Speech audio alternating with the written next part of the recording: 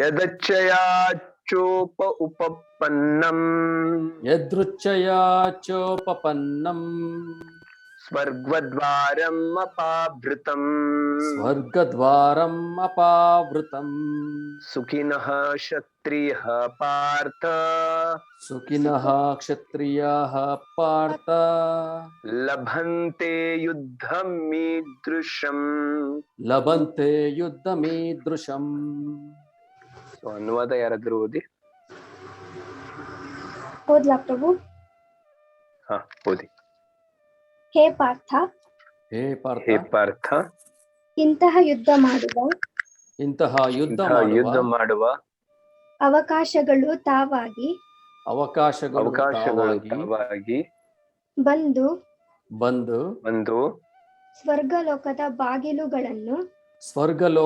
ಬಾಗಿಲುಗಳನ್ನು ಯಾವ ಕ್ಷತ್ರಿಯರಿಗಾಗಿ ತೆರೆಯುತ್ತವೆಯೋ ಅಂತಹ ಕ್ಷತ್ರಿಯರು ಸುಖಿಗಳು. ಹರೇ ಕೃಷ್ಣ. ಸೊ ನಾವು 2ನೇ ಅಧ್ಯಾಯ 32 ಶ್ಲೋಕನ ತನಕ ನಾವು ಮುಟ್ಟಿದೀವಿ. ಸೊ ಇಷ್ಟ ತನಕ ನಾವು ನಿನ್ನೆ ಮತ್ತು ಹಿಂದಿನ ಎಲ್ಲಾ ಕ್ಲಾಸ್ ನಲ್ಲಿ ನಾವು ತಿಳ್ಕೊತಾ ಇದೀವಿ ಹೆಂಗೆ ಕೃಷ್ಣ ವಿವಿಧ ರೀತಿಯಿಂದ ಅರ್ಜುನನಿಗೆ ಆತ್ಮಜ್ಞಾನ ಕೊಟ್ಟಿದ್ರು. ಸೊ ಆಮೇಲೆ ಈಗ ಕ್ಷತ್ರಿಯ ಆಗಿದಂತ ತನ್ನ ಸ್ವಧರ್ಮ ಬಗ್ಗೆ ಭಗವಂತ ನಿನ್ನೆ ಶ್ಲೋಕನಲ್ಲಿ ನಮ್ಗೆ ತಿಳಿಸಿದ್ರು. ನಿನ್ನೆ ಹೆಂಗೆ ಕ್ಷತ್ರಿಯ ಆಗಿದವನು ಏನು ನಿನ್ನೆ ತಿಳಿಸಿದಲ್ಲ, ಅವನಿಗೆ ಎಲ್ಲಕ್ಕಿಂತ ಕ್ಷತ್ರಿಯ ಧರ್ಮ ಎಲ್ಲಕ್ಕಿಂತ ಶ್ರೇಷ್ಠವಾದಂತ ಭಗವಂತ ನಿನ್ನೆ ಶ್ಲೋಕನಲ್ಲಿ ಅರ್ಜುನನ್ಗೆ ತಿಳಿಸಿದ್ದು. ನಾವು ನಿನ್ನೆ ಎಲ್ಲ ಬಹಳ ಡೀಟೇಲ್ ಆಗಿ ಡಿಸ್ಕಷನ್ ಮಾಡಿದ್ದು ಹೆಂಗೆ ಸ್ವಧರ್ಮ, ಆತ್ಮನ್ ಧರ್ಮ, ಅದೇ ತರ ಕ್ಷತ್ರಿಯ ಧರ್ಮ, ನಮ್ಮ ಧರ್ಮ, ಸೊ ನಾವು ಯಾವ ತರ ಮಾಡ್ಬೇಕು ಅದು ಎಲ್ಲವನ್ನು ನಾವು ನಿನ್ನೆ ಡಿಸ್ಕಷನ್ ಮಾಡಿದ್ದು. ಸೊ ಅದೇ ಕಂಟಿನ್ಯೂಷನ್ ಇಂದ ಇವತ್ತು ಭಗವಂತ ಈ 32 ಶ್ಲೋಕನಲ್ಲಿ ಭಗವಂತ ಆ ಕ್ಷತ್ರಿಯನ್ ಬಗ್ಗೆನೆ ಮತ್ತೆ ವಿಶೇಷವಾಗಿ ಕ್ಷತ್ರಿಯ ಯಾವ ತರ ಇರ್ತಾನಂತ, ಕ್ಷತ್ರಿಯಂದ ಇಲ್ಲೇ ಒಂದು ಗುಣವನ್ನು ಮತ್ತು ಅವ್ರದ್ದು ಇದನ್ನು ಹೇಳ್ತಾ ಇದಾರೆ ಇಲ್ಲೇ. ಸೊ ಇಲ್ಲಿ ತಿಳ್ಕೊಬಹುದು, ಕ್ಷತ್ರಿಯನ್ಗೆ ಯುದ್ಧ ಏನಾದ್ರು ಬಂದ್ರೆ ಅವನಿಗೆ ಬಹಳ ಆನಂದ ಪಡ್ಬೇಕು ಅವನು. ಸೊ ಯಾಕಂದ್ರೆ ಅವನಿಗೆ ಯುದ್ಧ ಭೂಮಿನಲ್ಲಿ ಒಂದು ಅಪಾರ್ಚುನಿಟಿ ಯುದ್ಧ ಭೂಮಿನಲ್ಲಿ ಯುದ್ಧ ಮಾಡೋದೇ ಒಂದು ಅಪಾರ್ಚುನಿಟಿ. ಯಾಕಂದ್ರೆ ಯುದ್ಧ ಭೂಮಿನಲ್ಲಿ ಅವನು ಯುದ್ಧ ಮಾಡಿದರೆ ಅವನು, ನಾವು ನಿನ್ನೆ ಹಿಂದಿನ ಇತರಲ್ಲಿ ತಿಳ್ಕೊಂಡು ಅವನು ಸತ್ತಿದ್ರೆ ಸ್ವರ್ಗ ದ್ವಾರಕ್ಕೆ ಹೋಗ್ಬಿಡ್ತಾನ. ಸ್ವರ್ಗ ದ್ವಾರ ಇಲ್ಲಂಕಿಂತ ಹೈಯರ್ ಪ್ಲಾನೆಟ್ ನಲ್ಲಿ ಹೋಗ್ಬಿಡ್ತಾನ. ಸೊ ಅಂತಹ ಅಪಾರ್ಚುನಿಟಿ ಕ್ಷತ್ರಿಯರಿಗೆ ಸಿಕ್ಕಿದ್ರೆ ಯಾರಾದ್ರೂ ಮೂರ್ಖ ಕ್ಷತ್ರಿಯ ಇರ್ಬೋದು, ಅದರಿಂದ ಓಡುವಂತ ಪ್ರಯತ್ನ ಪಡ್ತಾ ಅಂತ. ಸೊ ನೀನು ಕ್ಷತ್ರಿಯ ಆಗಿದೀಯಾ ಮತ್ತು ನೀನು ಏನದು ಕುಂತಿಯ ಪುತ್ರ, ಅದೇ ತರ ಪಾಂಡು ಮಹಾರಾಜನ ಪುತ್ರ ಆಗಿದೆ, ಇಂಥ ಎಲ್ಲ ಯೋಗ್ಯ ಕುಲನಲ್ಲಿ ಬಂದಿದ್ಯಾ. ಸೊ ಅದಕ್ಕಿಂತ ನಿನ್ನ ಕ್ಷತ್ರಿಯ ಇಂಥ ಒಳ್ಳೆ ಸಂಧಿ ಬಂದಿದೆ ನಿನಗೆ. ಯಾವ ಸಂಧಿ? ಯುದ್ಧ ಮಾಡುವಂತ ಯುದ್ಧ ಭೂಮಿನಲ್ಲಿ ನೀನ್ ಯುದ್ಧ ಮಾಡುವಂತ ಸಂಧಿ ಸಿಕ್ಕಿದೆ. ಸೊ ಅರ್ಜುನ ಈ ಸಂಧಿಯನ್ನು ಯೂಸ್ ಮಾಡ್ಕೋ, ಎದ್ದೇಳು, ಯುದ್ಧ ಮಾಡುವಂತ ಕೃಷ್ಣ ಹೇಳ್ತದ. ಸೊ ಇದು ಬಹಳ ಪ್ರಭುಪಾದನಲ್ಲಿ ಡೀಟೇಲ್ ನಲ್ಲಿ ಮತ್ತೆ ಕ್ಷತ್ರಿಯರ ಬಗ್ಗೆ ಗುಣಗಾನ ಮಾಡ್ತಾರೋ. ಕ್ಷತ್ರಿಯಂದು ಕ್ವಾಲಿಟಿಗಳನ್ನು ಮತ್ತೆ ಡೀಟೇಲ್ ಆಗಿ ನಮ್ಗೆ ಇಲ್ಲೇ ತಿಳ್ಕೊಬಹುದು ಮತ್ತೆ. ಸೊ ಬರ್ರಿ ತಾತ್ಪರ್ಯನಲ್ಲಿ ಮತ್ತೆ ನಾವು ತಿಳ್ಕೊಳ್ಳೋಣ. ಸೊ ಪಾಯಿಂಟ್ಸ್ ವನ್ನು ಓದಿ. ಸೊ ಯಾರಾದ್ರೂ ಪಾಯಿಂಟ್ ಓದಿ? ಗೊತ್ತಿಲ್ಲ. ಓದ್ಲಾ ಪ್ರಭು? ಹಾ ಓದಿ. As supreme teacher of the world, Lord Krishna condemns the attitude of Arjuna who said, I do not find any good in this fighting. It will cause perpetual habitation in hell. Such statement by Arjuna were due to ignorance only. He wanted to become non-violent in the discharge of his specific duty. For a Kshatriya to be in the battlefield and to become non-violent is the philosophy of fools. Krishna andre supreme teacher agi andre ಅವರು ಅರ್ಜುನ ಯಾವಾಗ ಯುದ್ಧ ಮಾಡಲ್ಲ, ಅದ್ರಿಂದ ಯಾವ್ದು ಒಳ್ಳೇದಾಗಲ್ಲ, ಅದ್ರಿಂದ ನರ್ಕದಲ್ಲಿ ಕೊಳಿಬೇಕಾಗುತ್ತೆ ಅಂತ ಹೇಳ್ತಾರೆ. ಅವಾಗ ಕೃಷ್ಣ ಅದಕ್ಕೆ ವಿರೋಧ ಮಾಡ್ತಾರೆ. ಆಮೇಲೆ ಅರ್ಜುನ ಈ ತರ ಸ್ಟೇಟ್ಮೆಂಟ್ ಮಾಡೋದು ಅವರು ಇಗ್ನೋರೆನ್ಸ್ ಅಲ್ಲಿ ಇರೋದಕ್ಕೋಸ್ಕರ ಅವ್ರು ಈ ರೀತಿ ಯುದ್ಧ ಮಾಡಿದ್ರೆ ಹೆಲ್ಲಲ್ಲಿ ಕೊಳಿಬೇಕು ಅಂತ ಎಲ್ಲ ಹೇಳೋದು ಅದು ಇಗ್ನೋರೆನ್ಸ್ ಇಂದ ಅಂತ ಹೇಳ್ತಾ ಇದಾರೆ. ಅವರು ಅಂದ್ರೆ ಯುದ್ಧ ಭೂಮಿಯಲ್ಲಿ ಅಂದ್ರೆ ಅವ್ರ ಡ್ಯೂಟಿನ ಅವ್ರು ಫುಲ್ಫಿಲ್ ಮಾಡ್ಬೇಕಂದ್ರೆ ಅಹಿಂಸೆ ಒಂದು ವೇ ಇಟ್ಕೊಂಡು ಫುಲ್ಫಿಲ್ ಮಾಡ್ಬೇಕು ಅಂತ ಹೇಳ್ತಾರೆ. ಒಂದು ಕ್ಷತ್ರಿಯಾಗಿ ಯುದ್ಧ ಭೂಮಿಯಲ್ಲಿ ಅಹಿಂಸೆ ಒಂದು ವೇ ಇಟ್ಕೊಂಡು ಯುದ್ಧ ಮಾಡೋದು ಒಂದು ಅಂದ್ರೆ ಮೂರ್ಖರದು ಫಿಲಾಸಫಿ ಅಂತ ಹೇಳ್ತಾ ಇದಾರೆ ಶ್ಲೋಕಲ್ಲಿ. ಅಹಿಂಸೆ ಮಾಡೋದು ಮೂರ್ಖತನ ಅಂತ ಕ್ಷತ್ರಿಯನ್ಗೆ. So okay Jagannath Prabhu, please continue. So Hare Krishna ಎಲ್ಲರಿಗೂ. ಸೊ ಇಲ್ಲಿ ದೇವತಮ್ಮ ಪರಮಪುರುಷ ಕೃಷ್ಣ ನಮಗೆ ಈ ಭಗವದ್ಗೀತೆಯಲ್ಲಿ ತಿಳಿಸ್ತಾ ಇದ್ದಾರೆ. ಫಸ್ಟ್ ನಮಗೆ ಆತ್ಮದ ಒಂದು ಜ್ಞಾನನ ಕೊಟ್ಟರು. ಈಗ ಕರ್ಮ ಅಂದರೆ ನಾವು ಮಾಡುವಂಥ ಕೆಲಸ, ನಮ್ಮ ಡ್ಯೂಟಿ, ಇದ್ರ ಬಗ್ಗೆ ಹೇಳ್ತಾ ಇದ್ದಾರೆ. ಇದು 3ನೇ ಒಂದು ಶ್ಲೋಕ. ಸೊ ಇಂದಿನ ಶ್ಲೋಕದಲ್ಲೂ ನಾವು ತಿಳ್ಕೊಂಡ್ವಿ ಯಾವ ರೀತಿ ಡ್ಯೂಟಿ ಮಾಡ್ತಾ ಮಾಡ್ತಾ ಈವನ್ ಒಬ್ಬ ಕ್ಷತ್ರಿಯ ಸತ್ರನೂ ಸಹ ಅವನು ಎಲ್ಗೋಗ್ತಾನೆ, ಸ್ವರ್ಗಕ್ಕೆ ಹೋಗ್ತಾನೆ. ಡ್ಯೂಟಿ ಮಾಡ್ತಾ ಮಾಡ್ತಾ ಒಬ್ಬ ಬ್ರಾಹ್ಮಣ ಒಂದು ಯಜ್ಞದಲ್ಲಿ ಒಂದು ಪ್ರಾಣಿನ ಈವನ್ ಆಹುತಿ ಕೊಟ್ಟರು ಸಹ ಅವ್ರಿಗೆ ಈ ಒಂದು ಊರ್ಧ್ವ ಲೋಕಗಳು ಸಿಕ್ಕುತ್ತೆ. ಅಂದ್ರೆ ನಾವು ಮಾಡೋವಂಥ ಒಂದು ಡ್ಯೂಟಿಯಿಂದಾನೇ ನಾವೇನ್ ಮಾಡ್ಬೋದು, ಊರ್ಧ್ವ ಲೋಕಗಳಿಗೂ ಸಹ ನಾವು ಹೋಗ್ಬಹುದು. ಅಂತಹ ಒಂದು ಇದು ನಮಗೆ ಈ ಒಂದು ಆಪರ್ಚುನಿಟಿ ಈ ಒಂದು ನಾವು ಮಾಡುವಂಥ ಡ್ಯೂಟಿಯಿಂದ ನಮಗೆ ಸಿಕ್ಕುತ್ತೆ. ಅಂದರೆ ಪ್ರಿಸ್ಕ್ರೈಬ್ ಡ್ಯೂಟೀಸ್ ಅಂದರೆ ನಮ್ಮ ನಿಯಮಿತ ಕರ್ತವ್ಯಗಳನ್ನು ಮಾಡೋದ್ರಿಂದನೇ ನಮಗೆ ಆ ರೀತಿ ಒಂದು ಊರ್ಧ್ವ ಲೋಕಗಳಿಗೆ ಹೋಗುವಂಥ ಒಂದು ಅವಕಾಶನ ಭಗವಂತ ನಮಗೆ ಕೊಡ್ತಾನೆ ಅನ್ನೋದನ್ನು ನಾವು ತಿಳ್ಕೊಂಡ್ವಿ. ಸೊ ಇಲ್ಲಿ ಡೈರೆಕ್ಟಾಗಿ ಏನು ಮಾಡ್ತಾ ಇದ್ದಾರೆ ಕೃಷ್ಣ, ಅರ್ಜುನ ಏನು ಹೇಳ್ದ ಮೊದಲನೇ ಒಂದು ಅಧ್ಯಾಯದಲ್ಲಿ, ನಾನು ಇವರನ್ನ ಕೊಲ್ಲೋದ್ರಿಂದ ನನಗೇನು ಸಿಗುತ್ತೆ, ನನಗೆ ಪಾಪಮೇವ ಬರ್ಚೇತ್, ಅಂದ್ರೆ ನನಗೆ ಪಾಪ ಬರುತ್ತೆ. ಈ ಒಂದು ನಮ್ಮ ಪಿತಾಮಹರಾದಂಥ ಭೀಷ್ಮರನ್ನ ಕೊಲ್ಲೋದ್ರಿಂದ, ದ್ರೋಣಾಚಾರ್ಯರನ್ನ ಕೊಲ್ಲೋದ್ರಿಂದ, ಅಲ್ಲಿರುವಂಥ ನನ್ನ ಸಂಬಂಧಿಕರನ್ನ ಕೊಲ್ಲೋದ್ರಿಂದ ನನಗೇನು ಬರುತ್ತೆ, ಪಾಪ ಬರುತ್ತೆ. ನಾನು ಶಾಶ್ವತವಾಗಿ ನರಕದಲ್ಲಿರ್ತೀನಿ ಅಂತ ಹೇಳಿದ್ರು ಅವರು. ಸೊ ಅಂತ ಒಂದು ಕೆಲಸ ಮಾಡೋದ್ರಿಂದ ನಾನು ಏನಾಗ್ತೀನಿ, ಶಾಶ್ವತವಾಗಿ ನಾನು ನರಕಕ್ಕೆ ಹೋಗ್ಬಿಡ್ತೀನಿ ಅಂತ ಅವರು ಹೇಳಿದ್ರು. ಆದರೆ ಅದಕ್ಕೆ ಕೃಷ್ಣ ಉತ್ತರ ಏನು ಕೊಡ್ತಾ ಇದ್ದಾರೆ, ನೀನು ನಿನ್ನ ಡ್ಯೂಟಿನ ಮಾಡೋದ್ರಿಂದ ಶಾಶ್ವತವಾಗಿ ನರಕಕ್ಕೆ ಹೋಗಲ್ಲ. ಎಲ್ಗೋಗ್ತೀಯ ನೀನು, ಸ್ವರ್ಗಕ್ಕೆ ಹೋಗ್ತೀಯ. ಏನಾಗುತ್ತೆ, ತಮ್ಮ ಡ್ಯೂಟಿನ ಮಾಡೋವಂಥ ಒಂದು ಆಪರ್ಚುನಿಟಿ ಸಿಗುತ್ತಲ್ಲ, ಇದನ್ನ ಕೃಷ್ಣ ಏನು ಹೇಳ್ತಾ ಇದ್ದಾರೆ ನೋಡಿ, ನಾವು ಮಾಡೋವಂಥ ಡ್ಯೂಟಿನ ಆಪರ್ಚುನಿಟಿ ಅಂತ ಹೇಳ್ತಾ ಇದ್ದಾರೆ. ಸೊ ಇಂಥ ಒಂದು ಆಪರ್ಚುನಿಟಿ ಯಾವಾಗ ಒಂದು ಜೀವಾತ್ಮಕ್ಕೆ ಸಿಕ್ಕುತ್ತೆ, ಅವ್ರು ಯಾವಾಗ ತಮ್ಮ ಡ್ಯೂಟಿನ ಮಾಡ್ತಾರೆ, ಅವ್ರಿಗೇನು ಸಿಗುತ್ತೆ, ಊರ್ಧ್ವ ಲೋಕಗಳಿಗೆ ಅವರು ಈಸಿಯಾಗಿ ಪ್ರಯಾಣನ ಮಾಡ್ಬೋದು. ಅವ್ರಿಗೆ ಸ್ವರ್ಗದಂತಹ ಒಂದು ಊರ್ಧ್ವ ಲೋಕಗಳು ಪ್ರಾಪ್ತಿ ಆಗುತ್ತೆ. ಯಾವ ಥರ, ಬರೀ ತಮ್ಮ ಒಂದು ಡ್ಯೂಟಿನ ಮಾಡೋದ್ರಿಂದ. ಸೊ ಅದಕ್ಕೋಸ್ಕರ ಕೃಷ್ಣ ಏನು ಮಾಡ್ತಾ ಇದ್ದಾರೆ, ಡೈರೆಕ್ಟಾಗಿ ಅವ್ರು ಏನು ಹೇಳಿದ್ರು ಅದಕ್ಕೆ ಇಲ್ಲಿ ನಮ್ಮ ಒಂದು ಉತ್ತರನ ಕೊಡ್ತಾ ಇದ್ದಾರೆ. ಅರ್ಜುನ, ನೀನು ನಿನ್ನ ಡ್ಯೂಟಿನ ಮಾಡೋದ್ರಿಂದ ನಿನಗೆ ನರಕ ಪ್ರಾಪ್ತಿ ಆಗಲ್ಲ, ನಿನಗೆ ಆ್ಯಕ್ಚುಲ್ ಆಗಿ ಸ್ವರ್ಗ ಪ್ರಾಪ್ತಿ ಆಗುತ್ತೆ. ನೀನು ಸಾಹಿತ್ಯ ಒಂದು ಯುದ್ಧದಲ್ಲಿ, ಯುದ್ಧ ಭೂಮಿನಲ್ಲಿ ಒಬ್ಬ ಕ್ಷತ್ರಿಯ ಸತ್ರ ಏನಾಗುತ್ತೆ, ಸ್ವರ್ಗ ಪ್ರಾಪ್ತಿ ಆಗತ್ತೆ. ಯುದ್ಧದಲ್ಲಿ ಅವನೇನಾದ್ರೂ ಗೆದ್ರೆ ಏನಾಗುತ್ತೆ, ರಾಜ್ಯ ಪ್ರಾಪ್ತಿ ಆಗತ್ತೆ. ನೀನು ರಾಜನಾಗಿ ಈ ಒಂದು ಪ್ರಪಂಚದಲ್ಲೇನೆ, ಈ ಒಂದು ಜೀವನದಲ್ಲೇನೆ ನೀನು ಒಂದು ರಾಜ್ಯಾಡಳಿತನ ನೀನು ಮಾಡ್ಬೋದು. ಅಂದ್ರೆ ನಮ್ಮ ಡ್ಯೂಟಿ ಮಾಡೋದ್ರಿಂದ ನಮ್ಗೇನು ಲಾಸ್ ಆಗಲ್ಲ. ನಾವು ಡ್ಯೂಟಿ ಮಾಡದೇ ಇದ್ರೇನೆ ಏನಾಗುತ್ತೆ, ನಮಗೆ ಪಾಪ ಬರುತ್ತೆ, ಲಾಸ್ ಆಗುತ್ತೆ ಅನ್ನೋದನ್ನ ಇಲ್ಲಿ ಕೃಷ್ಣ ನಮಗೆ ಹೇಳ್ತಾ ಇದ್ದಾನೆ ನೋಡಿ. ಆಸ್ ಎ ಕ್ಷತ್ರಿಯ ಅವನು ಡ್ಯೂಟಿನ ಮಾಡಿದ್ರೆ ಇರೋದು 2 ಆಪ್ಷನ್. ಒಂದು, ಅವನು ಸೋಲ್ಬೇಕು, ಇಲ್ಲಾಂದ್ರೆ ಗೆಲ್ಲಬೇಕು. ಸೋಲು ಅಂದ್ರೆ ಸಾಯ್ಬೇಕು, ಗೆಲ್ಲೋದು ಅಂದ್ರೆ ಅಲ್ಲಿ ಅವನು ವಿಜಯಿಯಾಗಿ ಬದುಕಬೇಕು. ಸೊ ಅವನು ಗೆದ್ದ ಅನ್ಕೊಳ್ಳಿ, ಅವನಿಗೆ ಇಡೀ ಒಂದು ರಾಜ್ಯ ಸಿಗುತ್ತೆ, ಅವನು ತನ್ನ ಒಂದು ರಾಜ್ಯಭಾರನ ಮಾಡ್ಬೋದು. ಸೋತ ಅನ್ಕೊಳ್ಳಿ, ಸೋತ ಅಂದ್ರೆ ಅಲ್ಲಿ ಆ ಒಂದು ಯುದ್ಧದಲ್ಲಿ ಸತ್ತ ಅನ್ಕೊಳ್ಳಿ, ಅವನಿಗೇನಾಗುತ್ತೆ, ಸ್ವರ್ಗ ಪ್ರಾಪ್ತಿ ಆಗುತ್ತೆ. ಸೊ ಯಾರು ಆ್ಯಕ್ಚುಲಿ ಶಾಸ್ತ್ರಗಳನ್ನ ಸರಿಯಾಗಿ ತಿಳ್ಕೊಂಡಿರ್ತಾರೆ, ಅವ್ರು ಮಾಡೋವಂಥ ಒಂದು ಡ್ಯೂಟಿನೇ ಯಾವ ರೀತಿ ಒಂದು ಆಪರ್ಚುನಿಟಿ ಅನ್ನೋದು ನಮಗೆ ಇಲ್ಲಿ ಗೊತ್ತಾಗ್ತಾ ಇದೆ. ಸೊ ಕೃಷ್ಣ ಇಲ್ಲಿ ಅದನ್ನೇ ಹೇಳ್ತಾ ಇರೋದು. ನಾವು ಪ್ರತಿಯೊಂದು ಇದನ್ನು ಅಷ್ಟೇನೆ ನಮ್ಮ ಜೀವನದಲ್ಲಿ ಇದನ್ನು ಯಾವ ರೀತಿ ಅಳವಡಿಸ್ಕೋಬೋದು ಅನ್ನೋದನ್ನ ನಾವು ಇಲ್ಲಿ ನೋಡ್ತಾ ಇರ್ಬೋದು. ಇಲ್ಲಿ ಕೃಷ್ಣ ಅರ್ಜುನನಿಗೆ ಈ ಒಂದು ಭಗವದ್ಗೀತಾ ಉಪದೇಶ ಮಾಡ್ತಾ ಇದ್ದಾರೆ. ಆದರೆ ಅರ್ಜುನನ್ನ ನಿಮಿತ್ತವಾಗಿ ಇಟ್ಕೊಂಡು ನಮ್ಗೆಲ್ಲರಿಗೂ ಉಪದೇಶನ ಅವರು ಮಾಡ್ತಾ ಇರೋದು. ಸೊ ಅರ್ಜುನ ಒಬ್ಬ ಕ್ಷತ್ರಿಯ, ಅವನು ತನ್ನ ಡ್ಯೂಟಿ ಅಂದ್ರೆ ನೋಡಿ ಎಂಥ ಡ್ಯೂಟಿ ಹೇಳ್ತಾ ಇದ್ದಾರೆ, ಇನ್ನೊಬ್ಬರನ್ನ ಕೊಲ್ಲುವಂಥದ್ದು. ಕ್ಷತ್ರಿಯನ ಒಂದು ಧರ್ಮ ಅದು. ಅಹಿಂಸೆ ಅಂತ ನಾವು ಈ ಒಂದು ಆಧ್ಯಾತ್ಮಿಕತೆ ಅಂದ್ರೆ ಒಂದು ಹಿಂಸೆ ಮಾಡಬಾರ್ದು, ಅಹಿಂಸೆ ಅಂತ ಹೇಳೋ ಇದರಲ್ಲಿ ಕೃಷ್ಣ ಏನ್ ಮಾಡ್ತಾ ಇದ್ದಾನೆ, ಇವನ್ ಪ್ರಭುಪಾದರನ್ನು ಸಹ ಹೇಳಿದ್ರು, ಏನು ಈ ಸಮಾಜದಲ್ಲಿ ಶಾಂತಿನ ನಾವು ಕಾಪಾಡಬೇಕು ಅಂದ್ರೆ ಅಹಿಂಸೆ ಅನ್ನೋದನ್ನು ಸಹ ನಾವು ಮಾಡಬೇಕಾಗತ್ತೆ. ಯಾವಾಗ ಆಕ್ರಮಣಕಾರರು ನಮ್ಮ ದೇಶನ ಆಕ್ರಮಣ ಮಾಡ್ತಾರೆ, ಆಗ ಸೈನಿಕನಾದವನು ನಾನು ಅಹಿಂಸೆ ಮಾಡ್ತೀನಿ ಅಂತ ನಾನು ಕೂತಿರೋದಕ್ಕಾಗಲ್ಲ. ಏನ್ ಮಾಡ್ಬೇಕಾಗತ್ತೆ? ಅವ್ರನ್ನ ಶೂಟ್ ಮಾಡಿ ಅವ್ರನ್ನ ಕೊಲ್ಬೇಕಾಗತ್ತೆ. ಆವಾಗ್ಲೇನೆ ಕೋಟ್ಯಾಂತರ ಜನ ಈ ಒಂದು ದೇಶದಲ್ಲಿ ವಾಸ ಮಾಡ್ತಿರೋಂಥ ಅಮಾಯಕ ಪ್ರಜೆಗಳು ನೆಮ್ಮದಿಯಾಗಿರೋದಕ್ಕೆ ಸಾಧ್ಯ. ಸೊ ಆಸ್ ಅ ಕ್ಷತ್ರಿಯನ ಡ್ಯೂಟಿ ಏನು? ಇವ್ರಿಗೆಲ್ಲರಿಗೂ ಸಂರಕ್ಷಣೆನ ಕೊಡೋದು.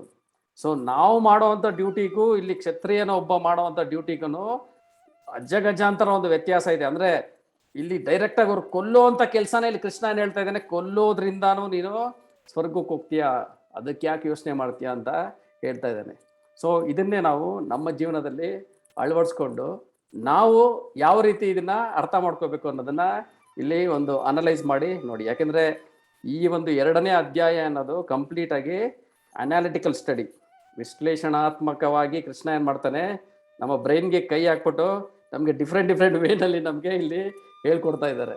ಅದನ್ನ ಆತ್ಮ ಅನ್ನೋ ಒಂದೇ ಒಂದು ಇದ್ರಲ್ಲಿ ಇಟ್ಕೊಂಡೆ ನಾವು ನೋಡಿದ್ವಿ, ಎಷ್ಟು ಶ್ಲೋಕಗಳಲ್ಲಿ ಎಷ್ಟು ವಿಧ ರೀತಿನಲ್ಲಿ ನಮಗೆ ಅವರು ಎಲ್ಲ ಅಂದ್ರೆ 360 ಡಿಗ್ರಿನಲ್ಲಿ ಬಂದ್ಬಿಟ್ಟು ನಮಗೆ ಎಕ್ಸ್ಪ್ಲೇನ್ ಮಾಡಿದ್ರು ನಾವು ಯಾವ ರೀತಿ ಆತ್ಮ ಈ ಒಂದು ದೇಹ ಅಲ್ಲ ಅಂತ. ಸೊ ಅದೇ ರೀತಿನೇ ಈಗ ನೆಕ್ಸ್ಟ್ ಟಾಪಿಕ್ ಆಗಿರುವಂತಹ ಕರ್ಮದ ಬಗ್ಗೆ ಇಲ್ಲಿ ಹೇಳ್ತಾ ಇದ್ದಾರೆ. ಸೊ ಈ ಒಂದು ಭಗವದ್ಗೀತೆ 2ನೇ ಅಧ್ಯಾಯದಲ್ಲಿ ಭಗವದ್ಗೀತೆಯ ಎಲ್ಲಾ ವಿಷಯಗಳೂ ಸಹ ಕವರ್ ಆಗೋಗುತ್ತೆ. ಅದಕ್ಕೋಸ್ಕರನೇ ಇದು ಗೀತಾ ಸಾರ ಸಂಗ್ರಹ. ಇದೊಂದು ಚಾಪ್ಟರ್ ಅಲ್ಲೇನೆ ಭಗವದ್ಗೀತೆದಲ್ಲಿ ಬರುವಂತ ಪ್ರತಿಯೊಂದು ವಿಷಯಗಳನ್ನು ಸಹ ಕವರ್ ಆಗೋಗುತ್ತೆ. ಸೊ ಇಲ್ಲಿ 2ನೇ ಟಾಪಿಕ್ನ ಭಗವಂತ ಇಲ್ಲಿ ಕವರ್ ಮಾಡ್ತಾ ಇದ್ದಾರೆ. ಸೊ ಇಲ್ಲಿ ಈ ಒಂದು ಶ್ಲೋಕದಲ್ಲಿ ಹೇಳ್ತಾ ಇರೋದು ನೋಡಿ, ಸೊ ನಾವು ಮಾಡುವಂಥ ಡ್ಯೂಟಿನೇ ಆ ಒಂದು ಜೀವಾತ್ಮಕ್ಕೆ ಒಂದು ಆಪರ್ಚುನಿಟಿ ಅಂತ ಹೇಳ್ತಾ ಇದ್ದಾನೆ. ಸೊ ಇದನ್ನ ನಮ್ಮ ಜೀವನದಲ್ಲಿ ಯಾವ ರೀತಿ ನಾವು ಅರ್ಥ ಮಾಡ್ಕೋಬಹುದು? ಸೊ ಯೂಶಲಿ ನಾವೇನಂತ ಹೇಳ್ತೀವಿ, ಈ ಒಂದು ಭೌತಿಕ ಪ್ರಪಂಚದಲ್ಲಿ ನಾನು ಸಿಕ್ಕಾಕೊಂಡ್ಬಿಟ್ಟಿದ್ದೀನಿ,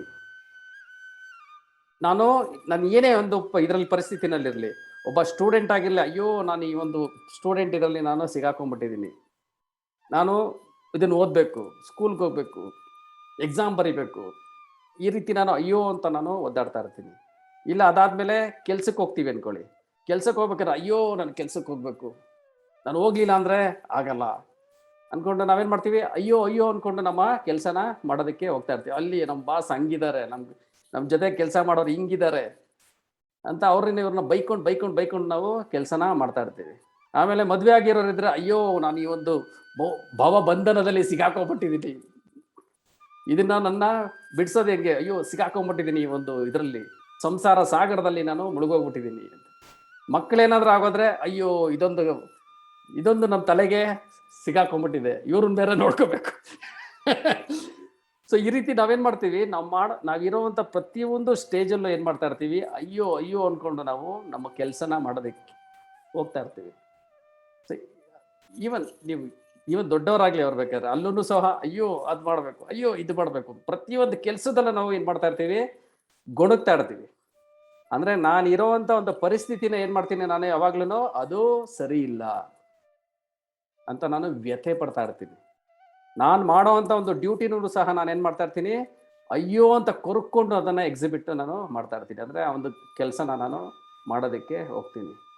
ಆದರೆ ಇಲ್ಲಿ ಕೃಷ್ಣ ಏನು ಹೇಳ್ತಾ ಇದ್ದಾರೆ, ಅದನ್ನು ಏನಂತ ತಗೋ, ಒಂದು ಉತ್ತಮವಾದಂಥ ಅವಕಾಶ ಅಂತ ತಗೋ, ಒಂದು ಆಪರ್ಚುನಿಟಿ ಅಂತ ತಗೋ. ಆ ಆಪರ್ಚುನಿಟಿ ಇದು. ನೀನು ಯಾವಾಗ ನಿನ್ನ ಡ್ಯೂಟಿನ ಮಾಡ್ತೀಯಾ, ನೀನು ಏನೋ ಒಂದು ತಪಸ್ ಮಾಡೋದು ಬೇಕಿಲ್ಲ, ಒಂದು ಪುಣ್ಯ ಮಾಡೋದು ಬೇಕಿಲ್ಲ, ಈಸಿಯಾಗಿ ನೀನೇನು ಮಾಡ್ಬೋದು, ಸ್ವರ್ಗದ ಲೋಕವರೆಗೂ ಹೋಗ್ಬೋದು. ಊರ್ಧ್ವ ಲೋಕಗಳಿಗೆ ನೀನು ಈಸಿಯಾಗಿ ಏನಾಗ್ತೀಯಾ, ಪ್ರಮೋಷನ್ ಆಗೋಗ್ತೀಯಾ, ಪ್ರಮೋಟ್ ಆಗೋಗ್ತೀಯಾ. ನಿನಗೆ ಆ ರೀತಿ ಒಂದು ಪ್ರಮೋಷನ್ ನಿನಗೆ ಸಿಕ್ಬಿಡುತ್ತೆ. ನಿನ್ನ ಒಂದು ಡ್ಯೂಟಿನ ನೀನು ಸಿಂಪಲ್ ಆಗಿ, ಕೃಷ್ಣ ಏನು ಹೇಳ್ತಾರೆ, ನಿನ್ನ ಡ್ಯೂಟಿನ ನೀನು ಎಕ್ಸಿಬಿಟ್ ಮಾಡೋದ್ರಿಂದ ನಿನಗೇನು ಸಿಗುತ್ತೆ, ಊರ್ಧ್ವ ಲೋಕಗಳು ಅಥವಾ ಸ್ವರ್ಗದ ಒಂದು ಲೋಕನೇ ನಿನಗೆ ಸಿಕ್ಕುತ್ತೆ ಅಂತ ಇಲ್ಲಿ ಹೇಳ್ತಾ ಇದ್ದಾರೆ. ಸೊ ಇಲ್ಲಿ ಕೃಷ್ಣ ಏನು ಹೇಳ್ತಾ ಇದ್ದಾರೆ, ನಾವು ಯಾವ ರೀತಿ ಜೀವನನ ಮಾಡ್ತಾ ಇದ್ದೀವಿ, ಸೊ ಇದನ್ನ ನಾವು ಇಲ್ಲಿ ಅನಲೈಸು ಮಾಡಬೇಕು. ಈ ಒಂದು ಭಗವಂತ ಏನು ಹೇಳ್ತಾ ಇದ್ದಾನೆ, ಇದು ಆಪರ್ಚುನಿಟಿ ಇದನ್ನ ನಾವು ನಮ್ಮ ಜೀವನದಲ್ಲಿ ಆ್ಯಕ್ಚುಲ್ ಆಗಿ ಅಳವಡಿಸ್ಕೋಬೇಕು. ಅಂದರೆ ನಮಗೆ ಬಂದಿರೋವಂಥ ಪ್ರತಿಯೊಂದು ಡ್ಯೂಟಿ, ನಾವು ಯಾವುದೇ ಒಂದು ವರ್ಣದಲ್ಲಿರಲಿ, ಯಾವುದೇ ಒಂದು ಆಶ್ರಮದಲ್ಲಿರಲಿ, ನಾವೇನೇ ಒಂದು ಇದು ಮಾಡ್ತಾ ಇದ್ರು ನಾವು ಮಾಡೋವಂಥ ಡ್ಯೂಟಿನ ಯಾವ ರೀತಿ ಮಾಡಬೇಕು, ಆಸ್ ಎ ಆಪರ್ಚುನಿಟಿ ಅಂತ ನಾವು ಮಾಡಬೇಕು. ಬರೀ ಆಪರ್ಚುನಿಟಿ ಅಷ್ಟೇ ಅಲ್ಲ, ಇದು ನಮ್ಮ ಒಂದು ಇದರಲ್ಲೆಲ್ಲ ಆ್ಯಕ್ಚುಲಿ ಮ್ಯಾನೇಜ್ಮೆಂಟ್ ಸ್ಕಿಲ್ಸ್ಗಳಲ್ಲಿ ಡಿಫ್ರೆಂಟ್ ವೇನಲ್ಲಿ ನಮಗೆ ಹೇಳ್ತಾ ಇರ್ತಾರೆ. ಸೊ ಅದೆಲ್ಲ ಆ್ಯಕ್ಚುಲಿ ಬಂದಿರೋದು ಎಲ್ಲಿಂದ ಹೇಳಿ, ಈ ಒಂದು ಭಗವದ್ಗೀತೆಯಿಂದಾನೆ. ಅಂದರೆ ನಾವು ಯಾವ ಒಂದು ಪಾಸಿಟಿವ್ ಆ್ಯಟಿಟ್ಯೂಡ್ ಇಟ್ಕೊಂಡು ಕೆಲಸ ಮಾಡಬೇಕು, ನಮ್ಮ ಡ್ಯೂಟಿಗಳನ್ನ ಎಕ್ಸಿಬಿಟ್ ಮಾಡಬೇಕು. ಸೊ ಆ ರೀತಿ ಎಲ್ಲ ಹೇಳೋದು ಎಲ್ಲಿಂದ ಬರ್ತಾ ಇದೆ ಹೇಳಿ? ಇಲ್ಲಿಂದನೇ ಇದು ಬರ್ತಾ ಇರೋದು. ನಮ್ಮ ಒಂದು ಡ್ಯೂಟಿನ ಯಾವ ರೀತಿ ಒಂದು ಆಪರ್ಚುನಿಟಿ ಅಂದ್ಕೊಂಡು ನಾವು ಉತ್ಸಾಹದಿಂದ ಯಾವ ರೀತಿ ಕೆಲಸ ಮಾಡಬೇಕು ಅನ್ನೋದನ್ನ ಇಲ್ಲಿ ಭಗವಂತನೇ ನಮ್ಗೆ ಇದನ್ನ ತಿಳಿಸ್ಕೊಡ್ತಾ ಇದ್ದಾರೆ. ಸೊ ಆ ರೀತಿ ಮಾಡೋದ್ರಿಂದ ಏನಾಗುತ್ತೆ ಹೇಳಿ, ನಾವು ಆ್ಯಕ್ಚುಲ್ ಆಗಿ ಸಂತೋಷವಾಗಿ ಈ ಒಂದು ಭೌತಿಕ ಪ್ರಪಂಚದಲ್ಲಿ ಇದ್ದೂ ಸಹ ನಮ್ಮ ಡ್ಯೂಟಿಗಳನ್ನ ಈಸಿಯಾಗಿ ಮಾಡ್ಬೋದು. ಇಲ್ಲ ಅಂದ್ರೆ ಏನಾಗುತ್ತೆ, ಅದು ಪ್ರತಿಯೊಂದು ಕ್ಷಣನೂ ನಾವೇನು ಮಾಡ್ತಾ ಇರ್ತೀವಿ, ಕೊರಗ್ತಾ ಇರ್ತೀವಿ, ವ್ಯಥೆ ಪಡ್ತಾ ಇರ್ತೀವಿ. ನಾವು ಮಾಡೋವಂಥ ಒಂದು ಕೆಲಸದಲ್ಲೂ ಸಹ ನಮಗೆ ತೃಪ್ತಿ ಅನ್ನೋದಿರಲ್ಲ, ನಾವೇನು ಮಾಡ್ತಾ ಇರ್ತೀವಿ, ವ್ಯಥೆ ಅನ್ನೋದನ್ನು ಪಡ್ತಾ ಇರ್ತೀವಿ. ಸೊ ಇಲ್ಲಿನ ಆ್ಯಕ್ಚುಲಿ ಕೃಷ್ಣ, ನೀನು ಇಲ್ಲಿ ಧರ್ಮದ ಒಂದು ಸ್ಥಾಪನೆ ಮಾಡೋದಕ್ಕೋಸ್ಕರ ನಾನಿಲ್ಲಿ ನಿಂತಿದ್ದೀನಿ, ನಾನು ನಿನಗೆ ಹೇಳ್ತಾ ಇದ್ದೀನಿ, ಧರ್ಮದ ಸ್ಥಾಪನೆಗೋಸ್ಕರ ನೀನು ಯುದ್ಧ ಮಾಡು ಅಂತ ಇನ್ನೂ ಹೇಳೇ ಇಲ್ಲ ಕೃಷ್ಣ. ಇಲ್ಲಿ ಅವರು ಇನ್ನ ಆ ಒಂದು ಇದಕ್ಕೆ ಆ ಒಂದು ಶ್ಲೋಕಗಳಿಗೆ ಇನ್ನೂ ಬಂದೇ ಇಲ್ಲ. ಇಲ್ಲಿವರೆಗೂ ಹೇಳ್ತಾ ಇರೋದೇನು ಹೇಳಿ, ನಿನ್ನ ಒಂದು ಪ್ರಿಸ್ಕ್ರೈಬ್ ಡ್ಯೂಟಿ ಏನಿದೆ ಹೇಳು, ಅದನ್ನ ನೀನು ಕರೆಕ್ಟಾಗಿ ಬಿಡದೆ ಮಾಡು. ನಿನ್ನ ಒಂದು ಡ್ಯೂಟಿನ ನೀನು ಬಿಟ್ಟು ಓಡೋಗ್ಬೇಡ, ಬಿಡದೆ ನೀನು ಎಕ್ಸಿಬಿಟ್ ಮಾಡು. ನಿನ್ನ ಕೆಲಸನ ನೀನು ಮಾಡಲೇಬೇಕು. ಯಾವ ರೀತಿ ಮಾಡಬೇಕು ಇದನ್ನ ಒಂದು ಆಪರ್ಚುನಿಟಿ ಅಂತ ನಾವು ಮಾಡಬೇಕು. ಒಂದು ಸುವರ್ಣಾವಕಾಶ ಅಂತ ಹೇಳ್ತಾರಲ್ಲ, ನಮಗೊಂದು ಅವಕಾಶ ಭಗವಂತ ಕೊಟ್ಟಿದ್ದಾನೆ ಈ ಒಂದು ಡ್ಯೂಟಿನ ನಾವು ಮಾಡೋದಕ್ಕೆ ಅಂತ. ಸೊ ಆ ರೀತಿ ನಾವು ಧನ್ಯತಾ ಭಾವದಿಂದ ನಮ್ಮ ಕರ್ತವ್ಯಗಳನ್ನು ನಾವು ಮಾಡೋದಕ್ಕೆ ಹೋಗ್ಬೇಕು. ನೆಕ್ಸ್ಟ್ ಭಗವಂತ ಅದನ್ನು ಹೇಳ್ತಾನೆ, ಅದನ್ನು ಯಾವ ರೀತಿ ಆ್ಯಸ್ ಎ ಸರ್ವಿಸ್ ಅನ್ನೋದಕ್ಕೆ ಲಿಂಕ್ ಮಾಡಿಬಿಟ್ಟು ಮಾಡಬೇಕು ಅನ್ನೋದನ್ನು ಭಗವಂತ ನೆಕ್ಸ್ಟ್ ಅದನ್ನು ಹೇಳ್ತಾನೆ. ಎಸ್, ಆ್ಯಸ್ ಎ ಕ್ಷತ್ರಿಯನಾಗಿ ಕೌರವರ ಕಡೆನೂ ಯುದ್ಧ ಮಾಡ್ತಾ ಇದ್ದಾರೆ, ಪಾಂಡವರ ಕಡೆನೂ ಯುದ್ಧ ಮಾಡ್ತಾ ಇದ್ದಾರೆ. ಅವರಿಗೆ ಸ್ವರ್ಗಲೋಕ ಅನ್ನೋದು ಪ್ರಾಪ್ತಿ ಆಗೇ ಆಗುತ್ತೆ, ಇಬ್ಬರಿಗೂ ಆಗೇ ಆಗುತ್ತೆ. ಆದರೆ ಯಾರು ಧರ್ಮಕ್ಕೋಸ್ಕರ ಭಗವಂತನಿಗೋಸ್ಕರ ಯುದ್ಧ ಮಾಡ್ತಾರೆ, ಅವರ ಆದೇಶದ ಪ್ರಕಾರ ಯುದ್ಧ ಮಾಡ್ತಾರೆ, ಆವಾಗ ಏನಾಗುತ್ತೆ ಅದೇಳಿ ಡಿವೋಷನಲ್ ಸರ್ವಿಸ್ ಆಗುತ್ತೆ. ಸೊ ಭಗವಂತನ ಒಂದು ಡೈರೆಕ್ಟ್ ಸರ್ವಿಸ್ ಆಗುತ್ತೆ. ಸೊ ಯಾವಾಗ ಭಗವಂತನ ಸರ್ವಿಸ್ ಮಾಡ್ತೀವಿ, ಡೈರೆಕ್ಟಾಗಿ ಡ್ಯೂಟಿ ಮಾಡಿಕೊಂಡೇ ಭಗವಂತನ ಒಂದು ಸೇವೆನ ಮಾಡ್ತೀವಿ, ಅವಾಗ ಏನಾಗುತ್ತದು ಸ್ವರ್ಗಲೋಕ ಅಲ್ಲ, ಅದಕ್ಕಿಂತ ಭೌತಿಕ ಪ್ರಪಂಚದಿಂದ ಮೇಲೆ ಇರುವಂತಹ ನಾವು ವೈಕುಂಠ ಲೋಕಗಳಿಗೆ, ಗೋಲೋಕ ವೃಂದಾವನಕ್ಕೆ ನಾವು ವಾಪಸ್ಸು ಹೋಗ್ತೀವಿ. ಅಂತ ಒಂದು ಆಪರ್ಚುನಿಟಿ ಏನಾಗುತ್ತೆ ನಾವು ಈ ರೀತಿ ಸೇವೆ ಮಾಡೋದ್ರಿಂದಾನೆ. ಅಂದ್ರೆ ಸೇವೆ ಅಂದರೆ ಹೇಳಿ, ನಮ್ಮ ಇಂಡಿಯಾದಲ್ಲಿ ಆ್ಯಕ್ಚುಲಿ ಈಗ ಫುಲ್ ಬೂಮಿಂಗಲ್ಲಿರೋದು ಮ್ಯಾನುಫ್ಯಾಕ್ಚರಿಂಗ್ ಸೆಗ್ಮೆಂಟು, ಇಲ್ಲ ಬೇರೆ ಬೇರೆ ಸೆಗ್ಮೆಂಟ್ ಅಲ್ಲ, ಸರ್ವಿಸ್ ಸೆಗ್ಮೆಂಟ್ ಇರೋದು. ಅಂದರೆ ಸೇವಾ ವಲಯ ಅಂತ ಹೇಳ್ತಾರೆ ನೋಡಿ. ನಾವು ಸರ್ವಿಸ್ ಸೆಗ್ಮೆಂಟ್ ಅಲ್ಲಿ ಅಂದರೆ IT ನಲ್ಲಿ ಏನೆಲ್ಲ ಮಾಡ್ತೀವಿ ಇದೆಲ್ಲ ಸೇವಾ ವಲಯ ಅದು. ಸೊ ಅಲ್ಲಿ ನಾವು ಕೆಲಸ ಮಾಡ್ತಾ ಇದ್ದೀವಿ ಅಂತ. ಅಂದರೆ ಬೇರೆಯವ್ರಿಗೆ ಸರ್ವಿಸ್ ಕೊಟ್ಟು ನಾವು ಏನು ಮಾಡ್ತಾ ಇದ್ದೀವಿ, ಸಂಪಾದನೆನ ಮಾಡ್ತಾ ಇದ್ದೀವಿ. ಅದರಲ್ಲೇ ನಾವು ಇಂಡಿಯನ್ಸು ಜಾಸ್ತಿ ಒಂದು ರೆವಿನ್ಯೂನ ಪಡ್ಕೊಳ್ತಾ ಇದ್ದೀವಿ ಅಂತ. ಸೊ ಅದನ್ನ ಏನು ಮಾಡ್ಬೇಕು ಹೇಳಿ, ಸೇವೆ ಅಂದರೆ ಸರ್ವಿಸ್ ಅನ್ನ ಡಿವೋಷನಲ್ ಸರ್ವಿಸ್ ಆಗಿ ನಾವು ಜಸ್ಟ್ ಕನ್ವರ್ಟು ಮಾಡಬೇಕು. ಸೊ ಅದನ್ನು ಯಾವ ರೀತಿ ಮಾಡಬೇಕು ಅನ್ನೋದನ್ನು ಸಹ ಮುಂದೆ ಕೃಷ್ಣ ಹೇಳ್ತಾರೆ. ಇಲ್ಲಿ ಹೇಳ್ತಾ ಇರೋದು, ನಾವು ಮಾಡೋವಂಥ ಡ್ಯೂಟಿನ ನಾವೇನು ಮಾಡಬೇಕು, ಒಂದು ಸುವರ್ಣ ಅವಕಾಶ ಅಂತ ತಿಳ್ಕೊಂಡು ಉತ್ಸಾಹದಿಂದ ನಮ್ಮ ಡ್ಯೂಟಿನ ನಾವು ಮಾಡಬೇಕು. ಅದನ್ನು ಬಿಟ್ಟು ಅಥವಾ ವ್ಯಥೆ ಪಟ್ಕೊಂಡು ಅದನ್ನು ಮಾಡೋದಾಗ್ಲಿ, ಅದನ್ನು ಬಿಟ್ಟು ಓಡೋಗೋದಾಗ್ಲಿ ಅದನ್ನು ನಾವು ಮಾಡಬಾರ್ದು.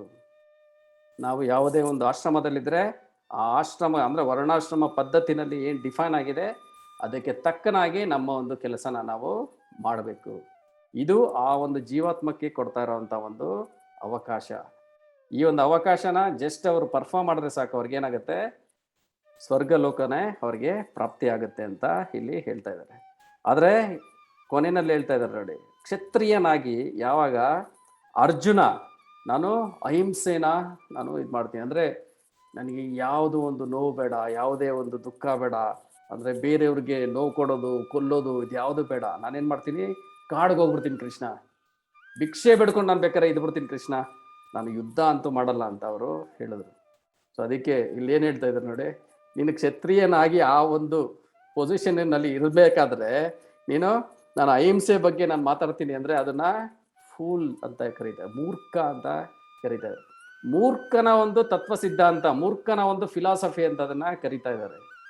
ಸೊ ಯಾವಾಗ ನಾನು ಒಬ್ಬ ಸೈನಿಕನಾಗಿ ಒಂದು ಗಡಿನಲ್ಲಿ ನಿಂತಿದ್ದೀನಿ, ಯಾವಾಗ ಬೇರೆ ದೇಶದವರು ನಮ್ಮ ದೇಶನ ಆಕ್ರಮಣ ಮಾಡ್ತಾ ಇದ್ದಾರೆ, ಆವಾಗ ನಾನು ಗನ್ನಿಟ್ಕೊಂಡು ನಿಂತಿದ್ದೀನಿ, ಅವ್ರು ಆಕ್ರಮಣ ಮಾಡ್ತಾ ಇದ್ದಾರೆ, ಆಗ ಏನಾದ್ರು ಬಂದ್ಬಿಟ್ಟು ನಾನು ಗಾಂಧೀಜಿ ಹೇಳ್ದಂಗೆ ನಾನು ಅಹಿಂಸೆನ ಪಾಲನೆ ಮಾಡಬೇಕು, ನಾನು ಯಾರಿಗೂ ನೋವು ಮಾಡಲ್ಲ, ನಾನು ಯಾರಿಗೂ ಕೊಲ್ಲಲ್ಲ ಅಂದರೆ ಹೇಗಿರುತ್ತೆ? ಅದು ಮೂರ್ಖ ಸಿದ್ಧಾಂತ ಅದು. ಆಗಿದ್ದಿದ್ರೆ ನಾನು ಏನ್ ಮಾಡ್ಬೇಕಾಗಿತ್ತು, ಆ ಒಂದು ಡ್ಯೂಟಿನೇ ನಾನು ತಗೋಬಾರ್ದಾಗಿತ್ತು, ಆ ಒಂದು ಪೊಸಿಷನ್ನೇ ನಾನು ತಗೋಬಾರ್ದಾಗಿತ್ತು. ಸೊ ಇಲ್ಲಿ ಅರ್ಜುನ ಯಾವಾಗ ಒಂದು ಕ್ಷತ್ರಿಯ ಆಗಿದ್ದಾನೆ, ಯುದ್ಧ ಮಾಡಬೇಕು ಅಂತ ಕುರುಕ್ಷೇತ್ರ ರಣರಂಗದಲ್ಲಿ ನಿಂತಿದ್ದಾನೆ, ಅವನ್ಗೆ ಆಕ್ರಮಣ ಮಾಡೋದಕ್ಕೆ ಕೌರವರು ಅವನ ಮುಂದೆ ಅಲ್ಲಿ ನಿಂತಿದ್ದಾರೆ, ವೈರಿಗಳು ಎದುರಾಳಿಗಳಾಗಿ ನಿಂತು ಆಕ್ರಮಣ ಮಾಡೋದಕ್ಕೆ ಬರ್ತಾ ಇದ್ದಾರೆ. ಆವಾಗ ನಾನು ಯುದ್ಧ ಮಾಡಲ್ಲ, ನಾನು ಭಿಕ್ಷೆ ಬೇಡ್ಕೊಂಡಿರ್ತೀನಿ, ನಾನು ಕಾಡಿಗೆ ಹೋಗ್ಬಿಡ್ತೀನಿ, ಅಹಿಂಸೆನೇ ಒಳ್ಳೇದು, ಇವ್ರನ್ನ ಕೊಂದುಬಿಟ್ರೆ ನನಗೆ ಪಾಪ ಬರುತ್ತೆ. ಸೊ ಇಂಥ ಒಂದು ರಾಂಗ್ ಆಗಿರೋಂಥ ಫಿಲಾಸಫಿಗಳನ್ನ ಆ್ಯಕ್ಚುಲ್ ಆಗಿ ಅರ್ಜುನ ಹೇಳಿದ್ದು ಒಂದು ಮೊದಲನೇ ಅಧ್ಯಾಯದಲ್ಲಿ. ಸೊ ಅದನ್ನ ನಾವು ನೋಡಿದ್ರೆ ಆ್ಯಕ್ಚುಲಿ ನಮ್ಮ ಜೀವನದಲ್ಲೂ ಸಹ ನಾವು ಅದೇ ಒಂದು ಫಿಲಾಸಫಿಗಳನ್ನೇ ಹೇಳೋದು. ಅಯ್ಯೋ ಯಾರಿಗೆ ಬೇಕು ಈ ಒಂದು ಸಂಸಾರ, ಇದರ ಬಿಟ್ಬಿಟ್ಟು ನಾನು ಎಲ್ಲ ಬಿಟ್ಬಿಟ್ಟು ಹೋಗ್ಬಿಡ್ತೀನಪ್ಪ ಆರಾಮಾಗಿ ನೆಮ್ಮದಿಯಾಗಿ. ಕೆಲಸ ಮಾಡೋರಿಗೆ ಅಯ್ಯೋ ಯಾರಿಗೆ ಬೇಕು ಇಂಥದ್ದು, ಇದು ಇಂಥ ಟೆನ್ಷನ್, ಇಂಥ ಇದು ಏನಕ್ಕೆ ಬೇಕು, ನಾನು ಆರಾಮಾಗಿ ಯಾವ್ದಾನ ಒಂದು ಕಡೆ ಒಂದು ಭಿಕ್ಷೆ ಬಿಡ್ಕೊಂಡು ಆರಾಮಾಗಿ ಹೆಂಗೋ ಜೀವನ ಕಳೆದು ಬರ್ತೀನಿ, ಇನ್ನೂ 2 ಅನ್ನಕ್ಕೆ ಇಷ್ಟೊಂದು ಬೇಕಾ, ಈ ರೀತಿ ನಾವು ಏನ್ ಮಾಡ್ತೀವಿ, ಅರ್ಜುನನ್ ತರ ಒಂದು ವೈರಾಗ್ಯದಲ್ಲಿ ಮಾತಾಡೋದಕ್ಕೆ ಹೋಗ್ತೀವಿ. ಸೊ ಈ ರೀತಿ ಅಯ್ಯೋ ಅಯ್ಯೋ ಅಯ್ಯೋ ಅನ್ಕೊಂಡು ಕೆಲಸ ಮಾಡೋದನ್ನ ನಾವು ಬಿಡಬೇಕು, ನಮ್ಮ ಡ್ಯೂಟಿಗಳನ್ನ ಮಾಡೋದನ್ನ ಬಿಡಬೇಕು. ಫಸ್ಟು ನಿನಗೆ ಯಾವ ಒಂದು ಆಶ್ರಮದಲ್ಲಿದೆಯಾ, ಆ ಒಂದು ಏನೊಂದು ಡ್ಯೂಟಿ ನಿನಗೆ ಕೊಟ್ಟಿದ್ದಾರೆ ಅದನ್ನ ಮಾಡೋದೇ ನಿನ್ನ ಒಂದು ಮೋಸ್ಟ್ ಪ್ರಯಾರಿಟಿ ಆಗಿರ್ಬೇಕು. ಯಾವಾಗ ಅದನ್ನ ಮಾಡ್ತೀವಿ ನಿನಗೆ ಆಟೋಮೆಟಿಕ್ ಆಗಿ ಸ್ವರ್ಗದಂತ ಒಂದು ಬಾಗ್ಲೇನೆ ಓಪನ್ ಆಗುತ್ತೆ ಅಂತ ಇಲ್ಲಿ ಕೃಷ್ಣ ನಮಗೆ ಹೇಳ್ತಾ ಇದ್ದಾರೆ. ಸೊ ಇದ್ರ ಬಗ್ಗೆ ಇನ್ನೂ ಹೆಚ್ಚಿನ ಒಂದು ವಿವರಗಳು ಮುಂದಿನ ಒಂದು ಪಾಯಿಂಟ್ಸ್ ಅಲ್ಲಿದೆ, ಇದ್ರ ಬಗ್ಗೆ ಸೊ ಪ್ರಭು ಇನ್ನೂ ಹೆಚ್ಚಾಗಿ ಎಕ್ಸ್ಪ್ಲೈನ್ ಮಾಡ್ತಾರೆ. ಧನ್ಯವಾದ ಪ್ರಭುಜಿ. ಸೊ ಆಕ್ಚುಲಿ ಪ್ರಭುಜಿ ಪಾಯಿಂಟ್ಸ್ ಹೇಳ್ತಾ ಇದ್ರಲ್ಲ, ಸೊ ಈಗ ನಾವು ಈಗ 2ನೇ ಅಧ್ಯಾಯದಲ್ಲಿ ಬಂದಿದ್ಮೇಲೆ ನಮ್ಗೆ ಅರ್ಥ ಆಗ್ತಾ ಇದೆ, ಹೌದಲ್ಲ ಕರೆಕ್ಟ್ ಅಂತ. ಈಗ ನಮ್ಗೆ ಅರ್ಜುನನ ಪಾಯಿಂಟ್ ಒಂದು ರಾಂಗ್ ಆಗ್ತಾ ಇದೆ. ಆದ್ರೆ ನಾವು ಹಿಂದಿನ ಶ್ಲೋಕ ಫಸ್ಟ್ ಅಧ್ಯಾಯದಲ್ಲಿ ಅರ್ಜುನನು ಯಾವ ತರ ಇದು ಹೇಳಿದ ಅಂದ್ರೆ, ಫಸ್ಟ್ ಅಧ್ಯಾಯ ಯಾರಾದ್ರೂ ಓಡ್ಬಿಟ್ರೆ ಪಾಪ ಅರ್ಜುನ ಎಷ್ಟು ಒಳ್ಳೆಯವನು, ಅವನಿಗೆ ಏನೋ ಕೃಷ್ಣ ಎಷ್ಟು ಕೆಟ್ಟ ಇತರನಲ್ಲಿ ಹಚ್ತಾ ಇದ್ದಾನೋ ಅವನು. ಕೃಷ್ಣನ್ಗೆ ಸ್ವಲ್ಪನೂ ದಯೆನೇ ಇಲ್ಲ, ಹಿಂಸೆ ಮಾಡಕ್ ಹಚ್ತಾ ಇದ್ದಾನೋ. ಇವನು ಅರ್ಜುನ ಪಾಪ ಯಾರಿಗೂ ಕೊಲ್ಲಕ್ ಹೋಗ್ತಾ ಇಲ್ಲ, ಎಷ್ಟು ಒಳ್ಳೆಯವನು ಅಂತ. ಸೊ ನೋಡಿ ಅವನು ಅರ್ಜುನ 2.44 ನಲ್ಲಿ ಏನ್ ಹೇಳ್ತಾನೋ, ಅಹೋಬತಂ ಮಹತ್ ಪಾಪಂ ಕರ್ತುರ್ ವ್ಯವಸ್ಥಿತ ವಯಂ ಯದ್ರಾಚ ಸುಖ ಲೋಭಂತು ಹಂತು ಸ್ವಜನ ಮುದ್ಯತ ಅಂತ. ಅರೇರೇರೇರೇ ಈ ಭಯಾನಕವಾದ ಈಗ ಪಾಪ ಮಾಡೋಸಕ್ಕೆ ನಾವು ಹೋಗ್ತಾ ಇದೇವ, ಎಷ್ಟು ಚಮತ್ಕಾರ ಇದು. ಅಯ್ಯೋ ನನಗೆ ಅದು ರಾಜ್ಯ ಸುಖ ಸಲುವಾಗಿ ಮತ್ತು ನನ್ನ ಭೋಗ ಸಲುವಾಗಿ ನಾನು ಇವ್ರು ನನ್ನ ರಿಲೇಟಿವ್ ಕೊಂದಕ್ ಹೋಗ್ತಾ ಇದ್ದೀನಿ. ಅಪ್ಪ ಎಷ್ಟು ದೊಡ್ಡ ಪಾಪ ಮಾಡಕ್ ಹೋಗ್ತಾ ಇದ್ದೀನಿ. ಸೊ ಅಂದ್ರೆ ಎಷ್ಟು ಒಂದು ಎಕ್ಸ್ಪ್ಲನೇಷನ್ ಅಂದ್ರೆ ನಮ್ಗೆ ಏನಂತ ಬೇಕು, ನಮ್ಗೆ ಕನ್ವಿನ್ಸ್ ಆಗುವಂತ ರೀತಿನಲ್ಲಿ ಅರ್ಜುನ ಯಾವ ತರ ಹೇಳಿದ್ದು. ಸೊ ಆ ಕನ್ವಿನ್ಸ್ ಇದನ್ನಿಂದ ನಾವು ಓದ್ಬಿಟ್ರೆ ಫಸ್ಟ್ ಅಧ್ಯಾಯ, ಬಾಪ್ರೇ ಅರ್ಜುನನೇ ಕರೆಕ್ಟ್ ಅಂತ ನಾವು ತಗೊಂಡ್ಬಿಟ್ಟಿರ್ತೀವಿ. ಆದ್ರೆ ನೋಡಿ ಇವತ್ತಿನ ಶ್ಲೋಕನಲ್ಲಿ ಕೃಷ್ಣ ಏನ್ ಹೇಳ್ತಾ ಇದ್ದಾನೋ, ಅರ್ಜುನನ್ಗೆ ಹೇಳ್ತಾ ಇದ್ದಾನೋ, ನೀನ್ ಫೂಲ್ ಅಂತ ಹೇಳ್ತಾ ಇದ್ದ. ನೀನ್ ಎಲ್ಲ ಹೇಳಿದದು ಫೂಲ್ತನ, ಮುಟ್ಟಾಳತನ ಅಂತ ಹೇಳಿದನು. 100% ನೀನು ಮುಟ್ಟಾಳತನದಿಂದ ಮಾತಾಡಿದ್ಯಾ. ಬಿಕಾಸ್ ಕ್ಷತ್ರಿಯ ಆಗಿದ್ದವನಿಗೆ ಈ ತರ ಮಾತು 1% ಶೋಭಿತವಾಗಿಲ್ಲ. 1% ನೀನ್ ಯಾವುದೂ ಮಾತನ್ನು ಕ್ಷತ್ರಿಯ ರೀತಿನಿಂದ, ನೀನು ಸ್ವಧರ್ಮವನ್ನು ಮಾಡುವ ರೀತಿನಿಂದ ಮಾತಾಡ್ಲೇ ಇಲ್ಲ. ಸೊ ಪ್ರಭುಪಾದ್ ಅದು ಡೀಟೇಲ್ ನಲ್ಲಿ ಹೇಳ್ತಾರಲ್ಲ. ಸೊ ಅರ್ಜುನನ ನಮ್ಗೆ ಅನಿಸ್ತಾ ಇದೆ ಅರ್ಜುನ ಬಹಳ ವಿದ್ವಾನ್, ಶಾರ್ಪ್, ಶಾಸ್ತ್ರ ಅಧ್ಯಯನ ಮಾಡಿ ಎಲ್ಲಾ ವಿಶ್ಲೇಷಣೆ ಕೊಟ್ಟಿ ಮಾತಾಡ್ತಾ ಇರುವಂತ ಶಾಸ್ತ್ರ ಜ್ಞಾನಿ ಆಗಿದಂತ ಮನುಷ್ಯ ಮಾತಾಡ್ತಾ ಇದ್ದಾನಂತ. ಆದ್ರೆ ಕೃಷ್ಣ ಫಸ್ಟ್ ಸ್ಟಾರ್ಟ್ ಮಾಡಿದ್ದು ಅರ್ಜುನನ್ಗೆ ಬೈತಾನೆ. ಅಶೋಚ್ಛಾನಾಮಶೋಚ್ಛೋತ್ತಂ ಪ್ರಜ್ಞವಾದಂ ಶಬಾಸಸೆ ಗತಾಸುನ ನಾನು ಸೋಚಂತಿ ಪಂಡಿತ. ಅರೇ ಅರ್ಜುನ, ನೀನ್ ಮಾತಾಡ್ತಾ ಇರೋದು ಫೂಲ್ ತರಾನೇ. ಗತಾಸು ನಾನು ಸೋಚಂತಿ ಪಂಡಿತ ಆಗಿದ್ದವರು ಇಂಥ ಮೂರ್ಖತನದ ಮಾತು ಹೇಳೋದೇ ಇಲ್ಲ. ಕೃಷ್ಣಂದು ಫಸ್ಟ್ ಸ್ಟಾರ್ಟಿಂಗ್ ಪಾಯಿಂಟೇ ಅರ್ಜುನನ್ಗೆ ಮುಟ್ಟಾಳ ಅಂತ ಹೇಳೋದ್ರಿಂದ ಸ್ಟಾರ್ಟ್ ಆಯ್ತು. ಸೊ ವಾಯ್ ದಿಸ್ ಅಂದ್ರೆ ನಾವು ಅರ್ಥ ಮಾಡ್ಕೋಬೇಕು, ಸೊ ಅರ್ಜುನ ಒಂದು ಟ್ರ್ಯಾಕ್ ನಿಂದ ಪೂರ್ತಿಯಾಗಿ ಟ್ರ್ಯಾಕ್ ನಿಂದ ಕನ್ವರ್ಟ್ ಆಗ್ಬಿಟ್ಟಿದ ಅವನು, ತನ್ನ ಪಾತ್ ನಿಂದನೇ ಡಿಸ್ಟ್ರಾಕ್ಟ್ ಆಗಿಬಿಟ್ಟಿದ ಅವನು. ಅವನಿಗೆ ಒಳ್ಳೆ ಗೈಡೆನ್ಸ್ ಸಿಕ್ಕಿದಿಲ್ಲ ಅಂದ್ರೆ ಅವನ್ ಏನಾಗ್ತಾ ಇದ್ದ, ರಾಂಗ್ ಡೈರೆಕ್ಷನ್ ಅಲ್ಲಿ ಹೋಗ್ತಾ ಇದ್ದ. ಸೊ ಮೋಸ್ಟ್ ಇಂಪಾರ್ಟೆಂಟ್, ಯಾವಾಗ ಕೃಷ್ಣ ಅವನಿಗೆ ಅಲ್ಲೇ ಒಂದು ಸೆಂಟರ್ ಪಾಯಿಂಟ್ ನಲ್ಲಿ, ಯಾವ ಸೆಂಟರ್ ಪಾಯಿಂಟ್, ಅರ್ಜುನ ಎಲ್ಲ ನಾನು ಮಾಡೋದೇ ಇಲ್ಲ ಅಂತ ನಿಂತು ಬಿಟ್ಟಲ್ಲ, ಆ ಸೆಂಟರ್ ಪಾಯಿಂಟ್ ನಲ್ಲಿ ಕೃಷ್ಣ ಅವನಿಗೆ ಕರೆಕ್ಟ್ ಪಾತ್ವನ್ನು ತೋರಿಸಿದ್ದು. ಇಲ್ಲ ಅಂದ್ರೆ ಅರ್ಜುನ 101% ನರ್ಕದ ರೋಡ್ ಕಡೆ ಹೋಗ್ತಾ ಇದ್ದ. ಆದ್ರೆ ಅವನಿಗೆ ಅನಿಸ್ತಾ ಇತ್ತು ನಾನು ಕರೆಕ್ಟ್ ಹೋಗ್ತಾ ಇದ್ದೀನಿ ಅಂತ. ಅರ್ಥ ಆಯ್ತಲ್ಲ, ಅವನಿಗೆ ಅನಿಸ್ತಾ ಇದೆ ನಾನು ಕರೆಕ್ಟ್ ಹೋಗ್ತಾ ಇದ್ದೀನಿ ಅಂತ. ಆದ್ರೆ ಸ್ಪಿರಿಚುವಲ್ ಗುರು ಮತ್ತು ಶಾಸ್ತ್ರ ಪ್ರಾಮಾಣಿಕವಾಗಿ ಹಂಗೆ ಗುರುಗಳು ಹೇಳಿದ್ಮೇಲೆ ಅವನ್ಗೆ ಈಗ ಅರ್ಥ ಆಗ್ತಾ ಇದೆ, ಸ್ವಲ್ಪ ಈಗ ಅರ್ಥ ಆಗ್ತಾ ಇದೆ, ಅಂದ್ರೆ ನಾನು ಅಷ್ಟು ರಾಂಗ್ ಪಾತ್ ನಲ್ಲಿ ಇದ್ದೀನಿ ಅಂತ. ಸೊ ನಾನು ಯಾಕೆ ಹೇಳ್ತಾ ಇದ್ದೀನಿ point, so this is called our society. Our ಸೊಸೈಟಿನಲ್ಲಿ 80% ಜನರಿಗೆ ಫುಲ್ ಫೇತ್ ಇದೆ. ಏನ್ ಗೊತ್ತಾ, ನಾವು ಮಾಡ್ತಾ ಇರೋದು ಎಲ್ಲ ಕರೆಕ್ಟ್ ಅಂತ. ನಾನು ಮಾಡ್ತಾ ಇರೋದು all is right, I am in correct path, I am going correctly, straight forward to ಭಗವಂತನ ಧಾಮ ಅಂತ ಹೇಳ್ತಾರೆ ಅವರು. I am going to correct ಅಂದ್ರೆ ನಾನು ಒಳ್ಳೆ ಕೆಲಸ ಮಾಡ್ತಾ ಇದ್ದೀನಿ. ಯಾವ್ದು ಕೆಲಸ ಮಾಡ್ತಾ ಇದಾರಲ್ಲ ಅವರು, ಯಾವ್ದು ಕೆಲಸ ಅವರು ಕಳ್ಳತನನು ಮಾಡಿದ್ರಿ, ಅವ್ರಿಗೆ ಅದೊಂದು ಇದಿರುತ್ತೆ ಅವ್ರಿಗೆ, ನಾನು ಒಳ್ಳೇದೇ ಮಾಡ್ತಾ ಇದ್ದೀನಿ ಅಂತ. ಕಳ್ಳನು ವಿಚಾರ ಮಾಡ್ತಾನ, ನಾನು ಒಳ್ಳೇದೇ ಮಾಡ್ತಾ ಇದ್ದೀನಿ ಅಂತ. ಸೊ ದ್ಯಾಟ್ ಈಸ್ ಕಾಲ್ಡ್, ಇದು ಇದೆ ಇಗ್ನೋರೆನ್ಸ್ ಇದಕ್ಕೆ ಅಂತಾರೋ. ಸೊ ಯಾವಾಗ ಮನುಷ್ಯ ತನ್ನ ಪಾತ್ ನಿಂದ ಏನ್ ಮಾಡ್ಬೇಕು ಅದೇ ಮಾಡೋದಿಲ್ಲ, ಅದಕ್ಕೆ ಇಗ್ನೋರೆನ್ಸ್ ಅಂತಾರ. ಹೆಂಗೆ ಇಗ್ನೋರೆನ್ಸ್ ಅಂದ್ರೆ ಏನು, ಅಂಧಕಾರ. ಇಗ್ನೋರೆನ್ಸ್ ಅಂದ್ರೆ ಅಂಧಕಾರನಲ್ಲಿ ನಾವು ಏನ್ ಮಾಡ್ತೀವಿ, ಏನಿಲ್ಲ ಅದನ್ನು ನಮ್ಗೆ ಏನ್ ಕಾಣಿಸೋದೇ ಇಲ್ಲ, ನಾವು ಕಾರ್ಯನೇ ಕರೆಕ್ಟ್ ಮಾಡ್ತಾ ಇದೀವಿ, ಏನೂ ಗೊತ್ತಾಗೋದಿಲ್ಲ. ಆದ್ರೆ ನಾವು ಯಾವಾಗ ನಿಮ್ಗೆ ಗೊತ್ತಿರ್ಬೇಕು, ಯಾವ ಡ್ರೈವಿಂಗ್ ಮಾಡ್ತಾರಲ್ಲ, ಡ್ರೈವಿಂಗ್ ಮಾಡೋರಿಗೆ ಗೊತ್ತಿರ್ಬೇಕು. ಸೊ ಎಲ್ಲಾ ಲೈಟ್ ಆಫ್ ಇದೆ, ನಿಮ್ದು ಗಾಡಿದು ಲೈಟ್ ಇಲ್ಲ. ಸೊ ಅವಾಗ ನೀವು ಹೆಂಗೆ ಡ್ರೈವ್ ಮಾಡ್ತೀರಾ? ಸೊ ಡ್ರೈವ್ ಮಾಡೋ ಆಕ್ಚುಲಿ ಲೈಟ್ ಆಫ್ ಆಗಿದೆ, ಎಲ್ಲಾ ಲೈಟ್ ಇಲ್ಲ, ಸ್ಟ್ರೀಟ್ ಲೈಟ್ ಇಲ್ಲ, ಏನಿಲ್ಲ. ಸೊ ಅವಾಗ ಅವಾಗ ಏನ್ ಮಾಡ್ತೀರಾ ನೀವು, ಸ್ಲೋ ಆಗಿ ಗಾಡಿ ಹೋಗ್ತೀರಾ, ಆದ್ರೂ ಸ್ಲೋ ಆಗಿ ಓಡಿಸ್ತೀರಾ. ವಿಚಾರ ಮಾಡ್ತೀರಾ ಎಲ್ಲಾದ್ರೂ ಬಾವಿನಲ್ಲಿ ಬಿದ್ಬಿಟ್ರೆ, ಏನಾದ್ರು ಕಳ್ಳ ಬೆಳ್ಳ ಬಂದ್ಬಿಟ್ರೆ ಅಂತ ನಮ್ಗೆ ಸ್ವಲ್ಪ ಭಯ ಇರುತ್ತೆ. ಆದ್ರೆ ನಮ್ಮ ಸೊಸೈಟಿನಲ್ಲಿ ಇರುವ ಜನರು ಅಂದ್ರೆ ಫುಲ್ ಕತ್ತಲಲ್ಲಿ ಇದಾರೋ, ಲೈಟ್ ಹೋಗಿದೆ, ಆದ್ರೆ ಡ್ರೈವ್ ಹೆಂಗ್ ಮಾಡ್ತಾ ಇದಾರೆ ಅಂದ್ರೆ ಫಾಸ್ಟ್ 80 ಸ್ಪೀಡ್ ನಲ್ಲಿ ಓಡಿಸ್ತಾ ಇದಾರೆ ಗಾಡಿ. 80 ಸ್ಪೀಡ್ ನಲ್ಲಿ ಓಡಿಸ್ತಾ ಇದಾರೋ, yes we are going correct path ಅಂತ. ಸೊ ಫಸ್ಟ್ ನಾವು ಅಂಡರ್ಸ್ಟ್ಯಾಂಡ್ ಆಗ್ಬೇಕು, ದಿಸ್ ಇಸ್ ಫಸ್ಟ್ ಆಧ್ಯಾತ್ಮಿಕ್ ಸ್ಪಿರಿಚುವಲ್ ಕಾನ್ಸಿಯಸ್ನೆಸ್ ನಲ್ಲಿ ಬರ್ಬೇಕಂದ್ರೆ ಫಸ್ಟ್ ಅಂಡರ್ಸ್ಟ್ಯಾಂಡಿಂಗ್, ನಾನು ರಾಂಗ್ ಪಾತ್ ನಲ್ಲಿ ಹೋಗ್ತಾ ಇದ್ದೀನಿ ಅಂತ. ಸೊ ಫಸ್ಟ್ ಅಂಡರ್ಸ್ಟ್ಯಾಂಡಿಂಗ್ ಅದು ಆಗ್ಬೇಕು. ಸೊ ಎಷ್ಟ್ ತನಕ ಅದು ಆಗೋದಿಲ್ಲ, ಸೊ ಅವರು ಸ್ಪಿರಿಚುವಲ್ ಪಾತ್ ನಲ್ಲಿ ಬರಕ್ ಸಾಧ್ಯ ಇಲ್ಲ. ಸೊ ಬಹಳ ಜನ ನಮ್ಗೆ ಕೇಳ್ತಾರೆ, ಎಷ್ಟು ಜನ ಇದಾರೆ ಪ್ರಭು, ಆದ್ರೆ ಯಾಕೆ ಭಕ್ತಿನಲ್ಲಿ ಬರೋದೇ ಇಲ್ಲ ಅವರು, ಸ್ಪಿರಿಚುವಾಲಿಟಿ ಪ್ರಾಕ್ಟೀಸೇ ಮಾಡೋದಿಲ್ಲ ಅಂದ್ರೆ? ಯಾಕಂದ್ರೆ ಅವ್ರಿಗೆ 101% ಗೊತ್ತಿದೆ ಏನಂತ, ಅವ್ರು ಕರೆಕ್ಟ್ ಇದಾರಂತ. So that is why they are wrong. 101% ಅವ್ರಿಗೆ ವಿಶ್ವಾಸ ಇದೆ ನಾನು ಮಾಡ್ತಾ ಇರೋದು ಕರೆಕ್ಟ್ ಆಗಿದೆ ಅಂತ. ಸೊ ಇದೇ ಅಂತಾರಲ್ಲ ಇಗ್ನೋರೆನ್ಸ್ ಫೇತ್, ಇಗ್ನೋರೆನ್ಸ್ ಆಗಿ ಫೇತ್ ಅಂದ್ರೆ 101% ನಾನು ಭಾವಿನಲ್ಲಿ ಹೋಗ್ತೀನಿ ಅಂತ. ಸೊ ಪ್ರಭುಪಾದ ಹೇಳ್ತಾರಲ್ಲ, ಸೊ ಫುಲ್ ಪ್ರಭುಪಾದ ಇವೆಲ್ಲ ಗಾಡಿ ಇವೆಲ್ಲ ಓಡಾಡುವ ಸ್ಪೀಡ್ ನಲ್ಲಿ ಓಡಾಡ್ತಿವ ಗಾಡಿ ನೋಡಿ ಕೇಳ್ತಾರೆ ಪ್ರಭುಪಾದ್ ತನ್ನ ಶಿಷ್ಯರಿಗೆ, ಇವರೆಲ್ಲರೂ ಎಲ್ಲಿ ಹೋಗ್ತಾ ಇದಾರಂತ, ಇಷ್ಟು ಸ್ಪೀಡ್ ಹರಿನಲ್ಲಿ ಎಲ್ಲಿ ಹೋಗ್ತಾ ಇದಾರಂತ? Prabhupad they are going they work ಅಂತ. So what they will achieve? So they will earn money ಅಂತ. ಅವ್ರು ದುಡ್ಡು ಗಳಿಸ್ತಾರೋ, ಚೆನ್ನಾಗಿ ಇದ್ ಮಾಡ್ತಾರೋ, ಆಮೇಲೆ ಏನ್ ಮಾಡ್ತಾರೋ, ಮತ್ತು ಎಂಜಾಯ್ ಮಾಡ್ತಾರಂತ. ಆಮೇಲೆ ಏನ್ ಮಾಡ್ತಾರೋ, ಸೊ ಅಂದ್ರೆ ಇಷ್ಟು ಫಾಸ್ಟ್ ಎಲ್ಲಿ ಹೋಗ್ತಾ ಇದಾರೋ, ನರ್ಕಕ್ಕೆ ಹೋಗ್ತಾ ಇದಾರಂತ.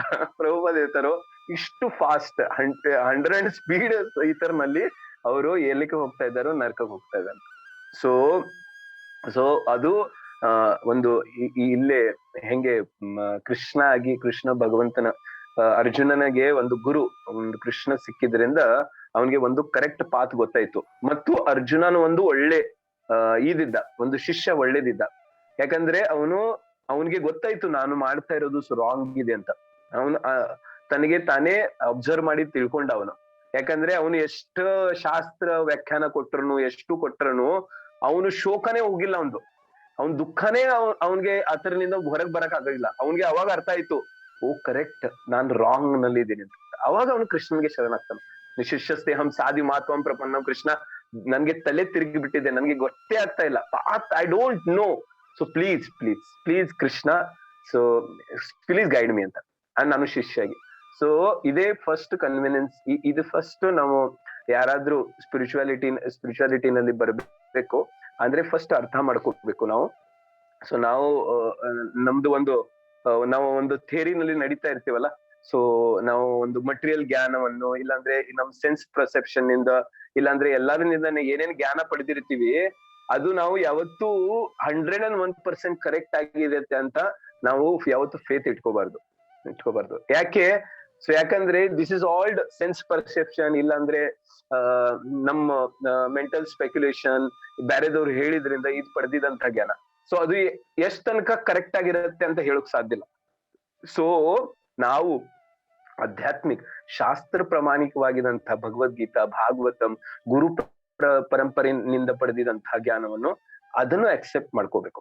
ಸೊ ಆವಾಗ ನಾವು ಈ ಪಾತ್ನಿಂದ, ಯಾವ ಪಾತ ಅರ್ಜುನ ಹೆಂಗೆ ರಾಂಗ್ ಡೈರೆಕ್ಷನ್ ನಲ್ಲಿ ಹೋಗ್ತಾ ಇದ್ದ. ಸೊ ರಾಂಗ್, ಅವ್ರಿಗೆ ಅನಿಸ್ತಾ ಇತ್ತು ನಾನು ಯುದ್ಧ ಮಾಡಿಲ್ಲ ಅಂದ್ರೆ ನನಗೆ ಸ್ವರ್ಗ ಸಿಗತ್ತೆ, ನಾನು ಒಳ್ಳೇದ್ ಮಾಡ್ತೀನಿ, ಎಲ್ಲಾರ್ಗು ಒಳ್ಳೇದಾಗತ್ತೆ ಅಂತ. ಸೊ ಕೃಷ್ಣ ಅವನಿಗೆ ತೋರಿಸ್ಬಿಟ್ಟ, ಆಕ್ಚುಲಿ ನೀನು ಯುದ್ಧ ಮಾಡಿಲ್ಲ ಅಂದ್ರೆ ಇವೆಲ್ಲ ಆಗತ್ತೆ ಅಂತ. ಯುದ್ಧ ಮಾಡಿಲ್ಲ ಅಂದ್ರೆ ಇವ್ರೆಲ್ಲರೂ ನರಕಕ್ಕೆ ಹೋಗ್ತಾರೋ, ಯಾಕಂದ್ರೆ ಇವರು ಸಿನ್ಫುಲ್ ಆಕ್ಟಿವಿಟಿ ಮಾಡಿದ್ರು, ಇವರೆಲ್ಲ ಸಿನ್ಫುಲ್ ಆಕ್ಟಿವಿಟಿ ಮಾಡಿದರು. ಸೊ ಇವರೆಲ್ಲರೂ ನರಕಕ್ಕೆ ಹೋಗ್ತಾರೋ ಮತ್ತು ಅವ್ರ ಜೊತೆ ನೀನು ಹೋಗ್ತೀಯ ಅಂತ.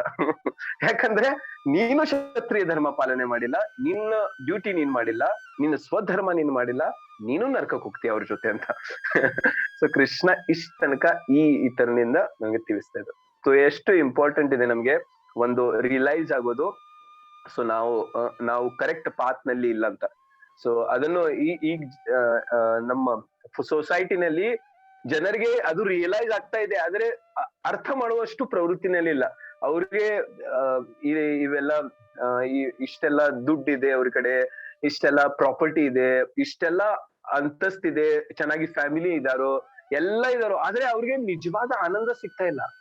ಅವ್ರು ಅದಕ್ಕೆ ವಿಚಾರ ಮಾಡ್ಬೇಕು, ಯಾಕೆ ನನ್ಗೆ ನಿಜವಾದ ಆನಂದ ಸಿಗ್ತಾ ಇಲ್ಲ, I have all the things no ಅಂದ್ರೆ ಅವ್ರು ಸ್ವಲ್ಪ ವಿಚಾರ ಮಾಡ್ಬೇಕು. So that means they are in wrong path ಅಂತ.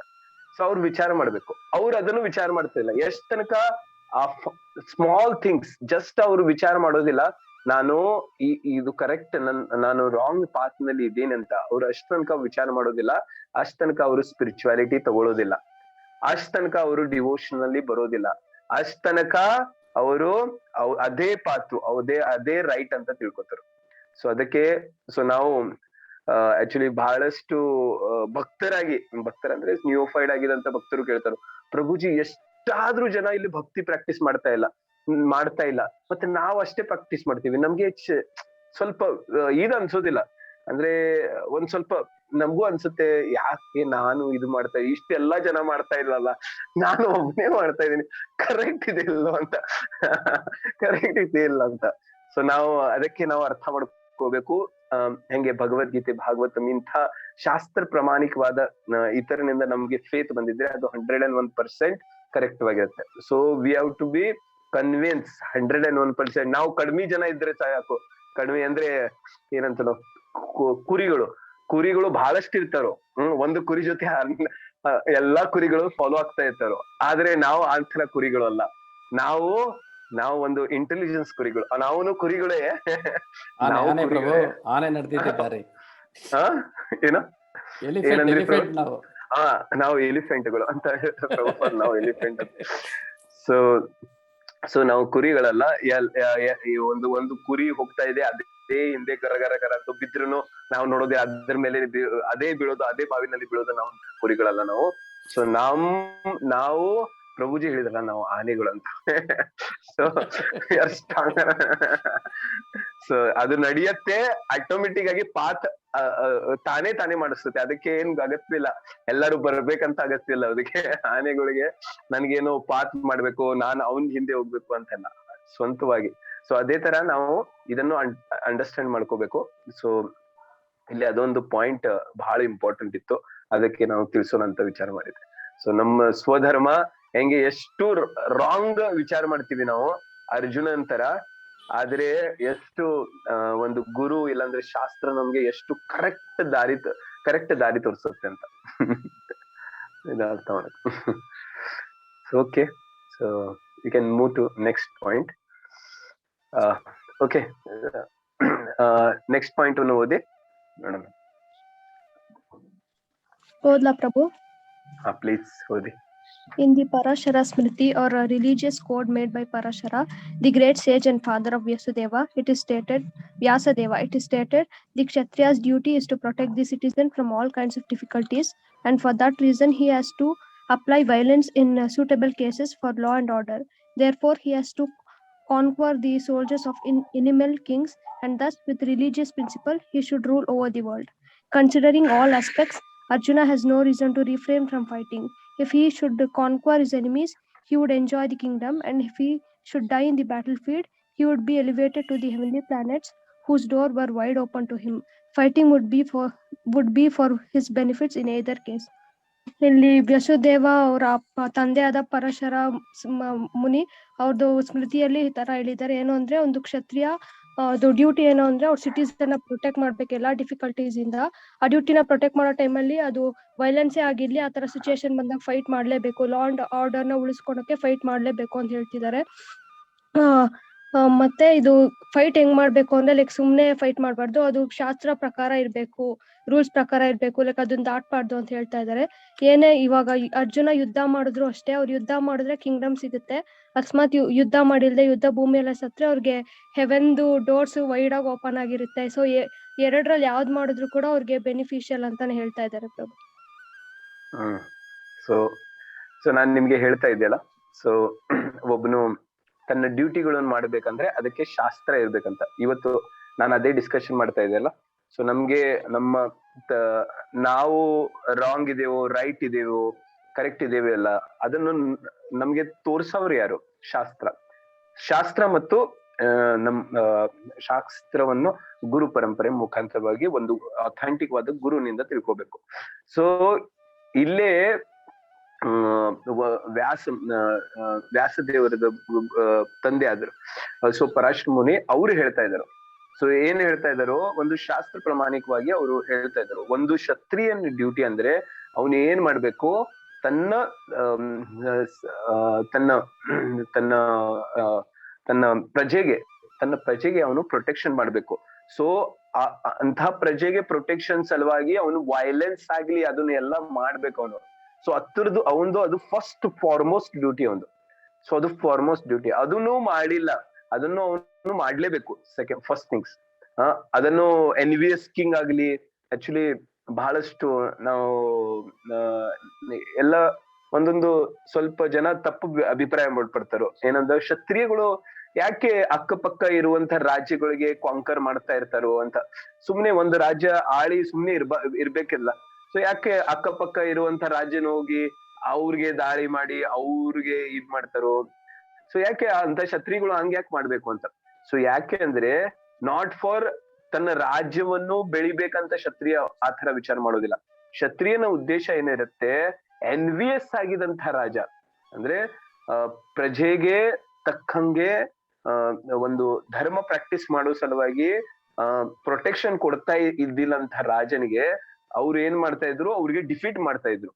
ಸೊ ಅವ್ರಿಗೆ ಡಿಫೀಟ್ ಮಾಡಿ ಅವ್ರಿಗೆ ಕರೆಕ್ಟ್ ಆಗಿ ಹಾದಿನಲ್ಲಿ ಅವ್ರಿಗೆ ಕರ್ಕೊಂಡ್ ಬಂದು ಆ ಪ್ರಜೆಗೆ ಸರಿಯಾಗಿ ಒಂದು ಧರ್ಮವನ್ನು ಫಾಲೋ ಮಾಡೋಕೆ ಒಂದು ಅನುಕೂಲ ಮಾಡಿಕೊಡ್ತಾ ಇದ್ರು. ಅದರ ಸಲುವಾಗಿ ಕ್ಷತ್ರಿಯ ರಾಜರು ಇನ್ನೊಂದು ರಾಜ್ಯಕ್ಕೆ ಆಳ್ತಾ ಇದ್ರು, ಅಂದ್ರೆ ಯುದ್ಧ ಮಾಡೋದಕ್ಕೆ ಹೋಗ್ತಾ ಇದ್ರು. ಸೊ ಅದು ಏನು, ಯಾಕೆ ತನ್ನ ಸಲುವಾಗಲ್ಲ, ತನಗೆ ತನ್ನ ರಾಜ್ಯ ಬೆಳಿಬೇಕು, ನಂದು ಇದು ಏನೋ ನನ್ನ ಇಷ್ಟೇ ರಾಜ್ಯ ಇದೆ, ನನ್ಗೆ ಇನ್ನೂ ಬೆಳಿಬೇಕು ಅಂತ ಆ ಭಾವನೆ ಇಲ್ಲ. ಸೊ ಭಾವನೆ ಏನಿದೆ, ಸೊ ಯಾಕಂದ್ರೆ ಈ ಇಂಥ ಎನ್ವಿಯಸ್ ಆಗಿದಂತ ರಾಜರು ಅಂಥ ಪ್ರಜೆಗಳಿಗೆ ಅದು ಅವ್ರು ಕಷ್ಟ ಕೊಡಬಾರ್ದು, ಅದರ ಸಲುವಾಗಿ ಅವರು ಯುದ್ಧ ಮಾಡ್ತಾ ಇದ್ರು. So that is a foremost duty. ಅದಕ್ಕೆ ರಾಜನಿಗೆ ಏನ್ ಹೇಳ್ತಾರೋ, ರಾಜನಿಗೆ ಪ್ರಜೆಯ ತಂದೆ ತಾಯಿ ಅಂತ ಹೇಳ್ತಾರೋ. ಅವ್ನ್ ದೇವರು ಅಂತ ಇದೆ. ಆಕ್ಚುಲಿ ರಾಜ ಅಂತ ದೇವ್ರು ಅಂತ ತಿಳ್ಕೊಬೇಕು ಅಂತ ವಿಚಾರ ಮಾಡ್ತಾರೆ. ಅಂದ್ರೆ ಆ ಸ್ಥಾನ ಕೊಟ್ಟಿದೆ ರಾಜನಿಗೆ ಅಂತಂದೆ. ಸೊ ಅವ್ರಿಗೆ ಪ್ರಜೆಗೆ ಫಸ್ಟ್ ಪ್ರಯಾರಿಟಿ ರಾಜಂದು ಇರುತ್ತೆ, ಪ್ರಜೆದು ನೋಡ್ಕೊಳ್ಬೇಕು. ಸೊ ನಿಮ್ಗೆ ನಾರ್ಮಲ್ ಆಗಿ ಒಂದು ಸ್ಮಾಲ್ ಉದಾಹರಣೆ ನಿಮ್ಗೆಲ್ಲ ನೆನಪಿರ್ಬೇಕು. ಸೊ ಸೀತಾ ಮಾತೆಗೆ ಯಾವಾಗ ರಾಮಚಂದ್ರ, ನಿಮ್ಗೆಲ್ಲರೂ ಗೊತ್ತು, ಯಾವಾಗ ರಾಮಚಂದ್ರರು ಯಾವಾಗ ರಾವಣ್ ಜೊತೆ ಯುದ್ಧ ಮಾಡಿ ಸೀತಾ ಮಾತೆಗೆ ಕರ್ಕೊಂಡ್ ಬರ್ತಾರೆ ರಿಟರ್ನ್ ಅಯೋಧ್ಯೆಗೆ. ಸೊ ಅವಾಗ ಅಲ್ಲೇ ಚೆನ್ನಾಗಿ ಎಲ್ಲಾ ಜನರಿಗೆ ಇದಿರುತ್ತೆ, ಎಲ್ಲಾ ಪ್ರಜೆಗಳು ಸಂತುಷ್ಟ ಇರ್ತಾರೋ. ಆದ್ರೆ ಒಬ್ಬನು ಬಟ್ಟೆ ಒಗೆದವನ್ಗೆ ಏನಂತಾರೋ ಗೊತ್ತಿಲ್ಲಪ್ಪ, ಅಗಸ. ಅವನು ಏನ್ ಮಾಡ್ತಾನೋ, ಅವನು ಹೇಳ್ತಾನೋ ಜಸ್ಟ್ ಒಂದ್ ಕಮೆಂಟ್ರಿ ತನ್ನ ಹೆಂಡತಿಗೆ ಹೇಳ್ತಾನೋ, ನೋಡು ನೀನು ಹೊರಗ್ ಹೋಗಿದ್ಯಾ, ನಾನು ರಾಮಚಂದ್ರ ಅಲ್ಲ ನಿನ್ಗೆ ಎಕ್ಸೆಪ್ಟ್ ಮಾಡ್ಕೊಳಕ್ಕೆ ಅಂತ. So Ramachandra just only this ಮಾತ್ ಕೇಳ್ತಾರೋ, ಒಂದು ಸ್ಮಾಲ್ ಮಾತ್ ಕೇಳ್ತಾರೋ, ಒಂದು ಪ್ರಜೆ ಈ ತರ ಮಾತಾಡ್ತಾ ಇದೆ ಅಂತ. So this is called wrong ಅಂತ. ಸೊ ಸೀತಾ ಮಾತೆ ಮತ್ತು ರಾಜ ಆಗಿದಂತು ನಂದು ಕರ್ತವ್ಯನಲ್ಲಿ ಇದು ಇದಿದೆ ಅಂತ. ಸೊ ಅವಾಗ ಸೀತೆ ಮಾತೆಗೆ ಅದೇ ಸೆಕೆಂಡ್ ದಿವ್ಸ ಅವ್ರಿಗೆ ಏನ್ ಮಾಡ್ತಾರೋ, ಅವರು ಲಕ್ಷ್ಮಣ್ಗೆ ಹೇಳಿ ಒಂದು ಆಶ್ರಮ, ಯಾರ್ದು ನಮ್ಮ ವಾಲ್ಮೀಕಿಜಿ ಆಶ್ರಮನಲ್ಲಿ ಅವ್ರಿಗೆ ಬಿಡ್ತಾರಲ್ಲೇ. ಸೊ ಅಲ್ಲೇ ನೀವು ಅವ್ರಿಗೆ ಯಾಕೆ. So this is called Rajan ಕರ್ತವ್ಯ. ನೋಡಿ, ಬಹಳ ಜನರು ರಾಮಚಂದ್ರನ್ಗೆ ಬೈತಾ ಇರ್ತಾರೋ, ಅವನ್ಗೆ ಸ್ವಲ್ಪನೂ ಕರುಣೆ ಇಲ್ಲ. ಒಂದು ಸ್ತ್ರೀ ಮೇಲೆ ಎಷ್ಟು ಅನ್ಯಾಯ ಮಾಡ್ತಾ ಇದ್ದಾನ ಅವನು ಅಂತ. ಸೊ ತನ್ನ ಗರ್ಭಿಣಿ ಆಗಿದಂತ ಹೆಂಡತಿಗೆ ಬಿಟ್ಟು ಇತರನಲ್ಲಿ ಯಾರಾದ್ರೂ ಬಿಡ್ತಾರ ಅಂತ. ಆಕ್ಚುಲಿ ಅವನು ಸಾಧಾರಣ ಮನುಷ್ಯ ಅಲ್ಲ, ಅವನು ರಾಜ ಇದಾನವನು. ಸೊ ರಾಜಂದು ಫೋರ್ಮೋಸ್ಟ್ ಕರ್ತವ್ಯ ಅಂದ್ರೆ ಅವನ್ ಪ್ರಜೆ ಇರತ್ತೆ. ಸೆಕೆಂಡ್ ಅವನದು ಪರಿವಾರ. ಸೊ ಮೋಸ್ಟ್ ಫಸ್ಟ್ ಕರ್ತವ್ಯ ಒಂದು ಪ್ರಜೆ ಇರುತ್ತೆ.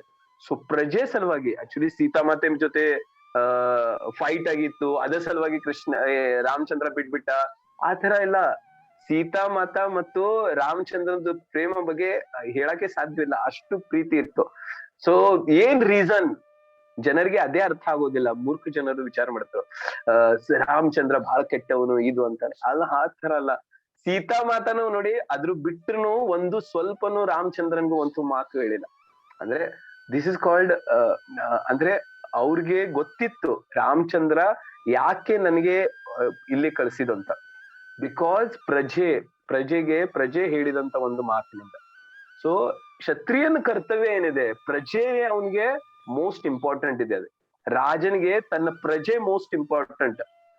ಅವ್ರಿಗೆ ಅಂದ್ರೆ ಅವ್ರ ಮೇಲೆ ದೌರ್ಬಲ್ಯ ತೋರಿಸಿ ಅವ್ರನಿಂದ ಟ್ಯಾಕ್ಸ್ ತಗೊಳ್ಳೋದು ಅದು ರಾಜಂದು ಕರ್ತವ್ಯ ಅಲ್ಲ. ರಾಜಂದು ಕರ್ತವ್ಯ ಅಂದ್ರೆ ತನ್ನ ಮಗು ನಾವು ಹೆಂಗೆ ಮಕ್ಕಳಿಗೆ ನಾವು ಸಾಕ್ತಿವಲ್ಲ, ರಾಜಂದು ಹೆಂಗಿರುತ್ತೆ, ಎಲ್ಲಾ ಪ್ರಜೆಗಳು ಅವನ ಮಕ್ಕಳು. ಸೊ ಎಲ್ಲಾ ಮಕ್ಕಳಿಗೆ ಸಾಕುವಂತ ಕರ್ತವ್ಯ ಆ ರಾಜನ್ ಮೇಲೆ ಇರುತ್ತೆ.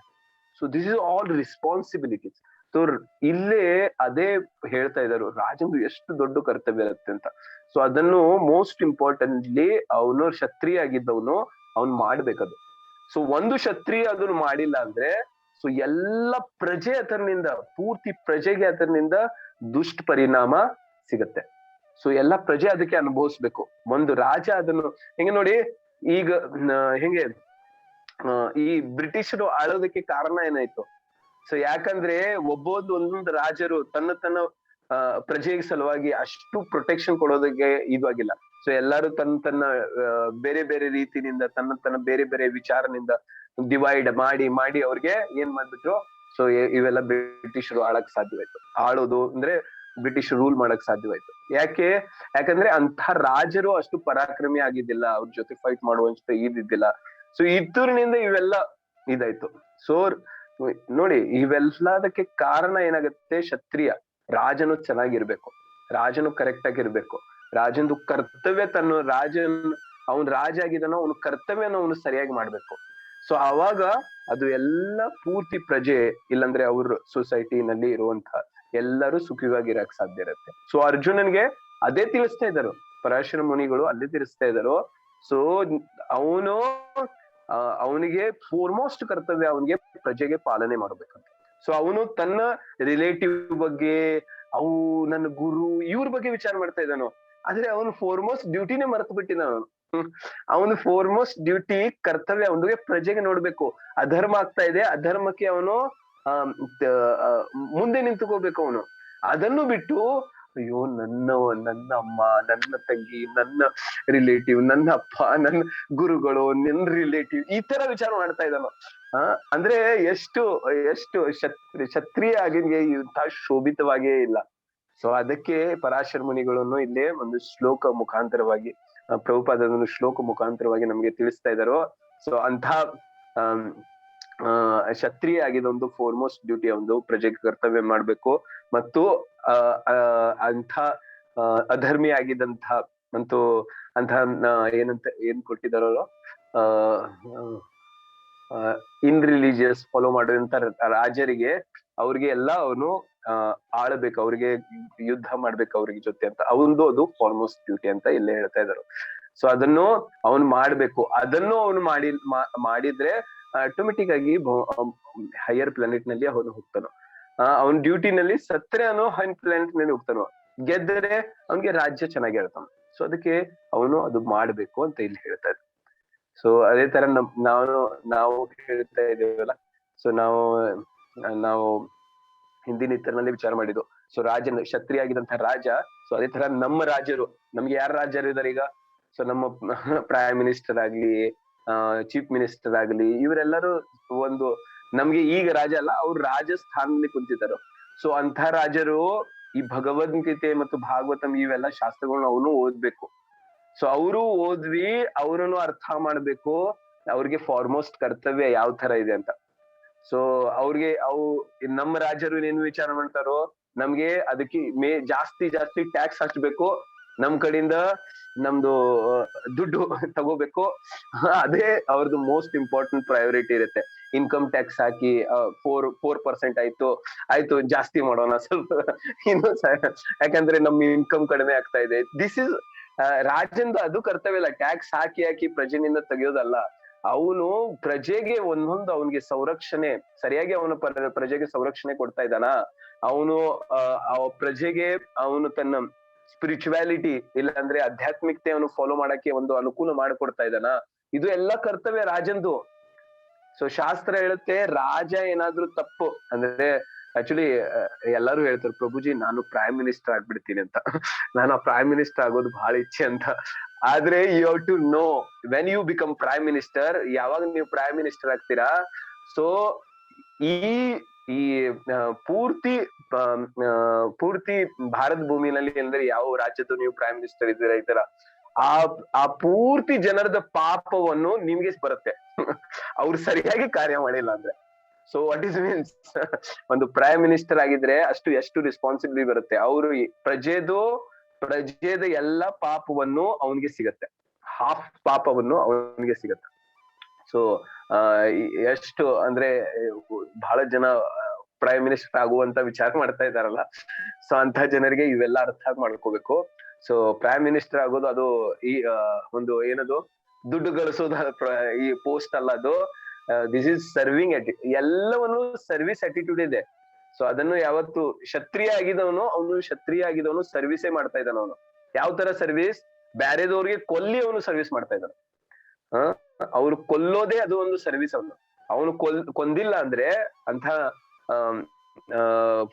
ಫುಲಿಶ್ ಕಿಂಗ್ಗಳಿಗೆ ಇಲ್ಲಾಂದ್ರೆ ಅಧಾರ್ಮಿಕ ರಾಜನ್ಗೆ ಕೊಲ್ಲಿಲ್ಲ ಅಂದ್ರೆ ಅವರು ಪ್ರಜೆಗೆ ಸರಿಯಾಗಿ ಇದ್ ಮಾಡೋದಿಲ್ಲ, ಪ್ರಜೆನಲ್ಲಿ ಅವ್ರಿಗೆ ಸರಿಯಾಗಿ ಇರಾಕ್ ಕೊಡೋದಿಲ್ಲ. ಸೊ ಅವ್ನಿಗೆ ಫಸ್ಟ್ ಅವನು ಸರ್ವಿಸ್, ಅವನು ಕರ್ತವ್ಯ, ಅವನು ಎಲ್ಲಾರಿಗೆ ಅವನು ಆ ತರ ಇದ್ ಮಾಡ್ಬೇಕು, ದಂಡನೆ ಕೊಡೋದು. ಸೊ ಅದು ಅವನದು ಕರ್ತವ್ಯ. So this is all service attitude. So ದುಡ್ಡು ಗಳಿಸೋದಲ್ಲ. ಸೊ ನಮ್ಮ ರಾಜರು, ನಮ್ಮ ಕಿಂಗ್ಗಳು ಇವೆಲ್ಲ ಅದಕ್ಕೆ ಪ್ರಭುಪಾದ ಹೇಳ್ತಾರಲ್ಲ, ಎಲ್ಲಾ ಮಿನಿಸ್ಟರ್ಗಳಿಗೆ ಭಗವದ್ಗೀತಾ ಕೊಡಿ ಅಂತ. ಅಂಡ್ ಹೇಳ್ತಾರೋ ಪಾರ್ಲಿಮೆಂಟ್ ನಲ್ಲಿ first thing you have to do that, you have to read Bhagavad Gita and Bhagavatam ಅಂತ ಪ್ರಭುಪಾದ ಲೆಟರ್ ಬರ್ದಿದ್ರು. ಇದಕ್ಕೆ ಪಾರ್ಲಿಮೆಂಟ್ ನಲ್ಲಿ ಲೆಟರ್ ಬರ್ದಿದ್ರು ಪ್ರಭುಪಾದ್. ಸೊ ನೋಡಿ ಎಲ್ಲಾರು 4 ಇಂಗ್ರೀಡಿಯಂಟ್ ಪ್ರಿನ್ಸಿಪಲ್ ಫಾಲೋ ಮಾಡ್ಬೇಕು ಮಿನಿಸ್ಟರ್ನವರು, ಎಲ್ಲಾರು ಮಿನಿಸ್ಟರ್ನವರು. ಆಮೇಲೆ ಏನ್ ಮಾಡ್ಬೇಕು, ಅವ್ರು ಭಗವದ್ಗೀತಾ ಭಾಗವತಂ ಓದ್ಬೇಕು. ಹಂಗೆ ಅಂತ ಅವರು ಇದ್ ಮಾಡಿದ್ರು, ಅವ್ರು ಬರ್ದಿದ್ರು. ಸೊ ಆದ್ರೆ ನಮ್ಮ ವಿಚಾರ ಮಾಡ್ತಾರ ಆತರ. ಸೊ ಆದ್ರೆ ದಿಸ್ ಇಸ್ ಕಾಲ್ಡ್ ಸುಸಂಸ್ಕೃತವಾಗಿ ರಾಜ್ಯ ಆಳೋದು ಅಂತ. ಸೊ ಅವಾಗ ಪ್ರಜೆನೂ ಸುಖವಾಗಿರಕ್ ಸಾಧ್ಯ ಆಗುತ್ತೆ. ಸೊ ಅದಕ್ಕೆ ಈ ಒಂದು ಕ್ಷತ್ರಿಯ ಆಗಿದ್ದವನು ಕೃಷ್ಣ ಅದಕ್ಕೆ ಹೇಳ್ತಾ ಇದ್ದಾನು, ಅರ್ಜುನ ನಿನ್ ಡ್ಯೂಟಿ ಮಾಡು. ಸೊ ನಾನು ನೀನ್ ಹೆಂಗೆ ಶಾಸ್ತ್ರ ಪ್ರಮಾಣ ಕೊಟ್ಟಿಲ್ಲ, ಅರ್ಜುನನು ಶಾಸ್ತ್ರ ಪ್ರಮಾಣ ಕೊಟ್ಟಲ್ಲ. ಹೇ ಕೃಷ್ಣ, ನಾನು ಅವ್ರಿಗೆ ಕೊಂದ್ರೆ ಏನಾಗುತ್ತೆ, ವರ್ಣಸಂಕರ ಆಗುತ್ತೆ. ವರ್ಣಸಂಕರ ಅದ್ರ ಮೇಲೆ ಅಧರ್ಮ ಆಗತ್ತೆ, ಅದ್ರ ಮೇಲೆ ನಾನು ನರಕಕ್ಕೆ ಹೋಗ್ತೀನಿ ಅಂತ ಹಿಂಗೆ ಬೇರೆ ಬೇರೆ ಎಕ್ಸ್ಪ್ಲನೇಷನ್ ಕೊಟ್ಟ ಅವನು ಶಾಸ್ತ್ರ ಪ್ರಮಾಣವಾಗಿ. ಸೊ ಕೃಷ್ಣನು ಇಲ್ಲೇ ಆ ಪ್ರಾಮಾಣಿಕವಾಗಿ ಎಲ್ಲಾ ಅಥೆಂಟಿಕ್ ಆಗಿ ಸೋರ್ಸ್ ನಿಂದ ಅರ್ಜುನನ್ಗೆ ಪ್ರಮಾಣ ಕೊಡ್ತಾ ಇದ್ದಾನು, ನೀನ್ ಡ್ಯೂಟಿ ಮಾಡಿಲ್ಲ ಅಂದ್ರೆ ನಿಂಗೆ ಪಾಪ ಸಿಗುತ್ತೆ ಅಂತ. ಸೊ ಇದೆಲ್ಲ ನಾವು ಅರ್ಥ ಮಾಡ್ಕೋಬೇಕು. Okay Jagannath, you can say. Yes Prabhu, ಸಮಯ ಆಗ್ತಾ ಇದೆ, ಪ್ರಶ್ನೆಗಳು ತಗೋಣ. ಓಹೋ, ಓಕೆ ಪ್ರಭು. ಸೊ ಪ್ರಶ್ನೆ ಏನಾದ್ರು ಇದ್ರೆ ಕೇಳಿ, ಇಲ್ಲಾಂದ್ರೆ ಪಾಯಿಂಟ್ಸ್ ಯಾರಾದ್ರೂ.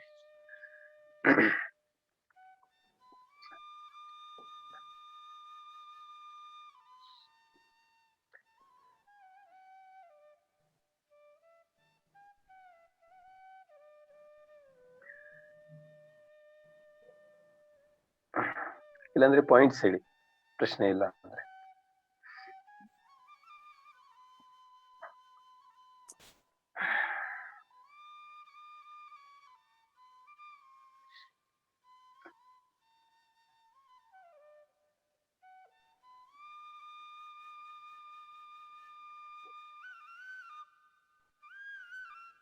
ಯಾರು ಹೇಳ್ತೀರಾ?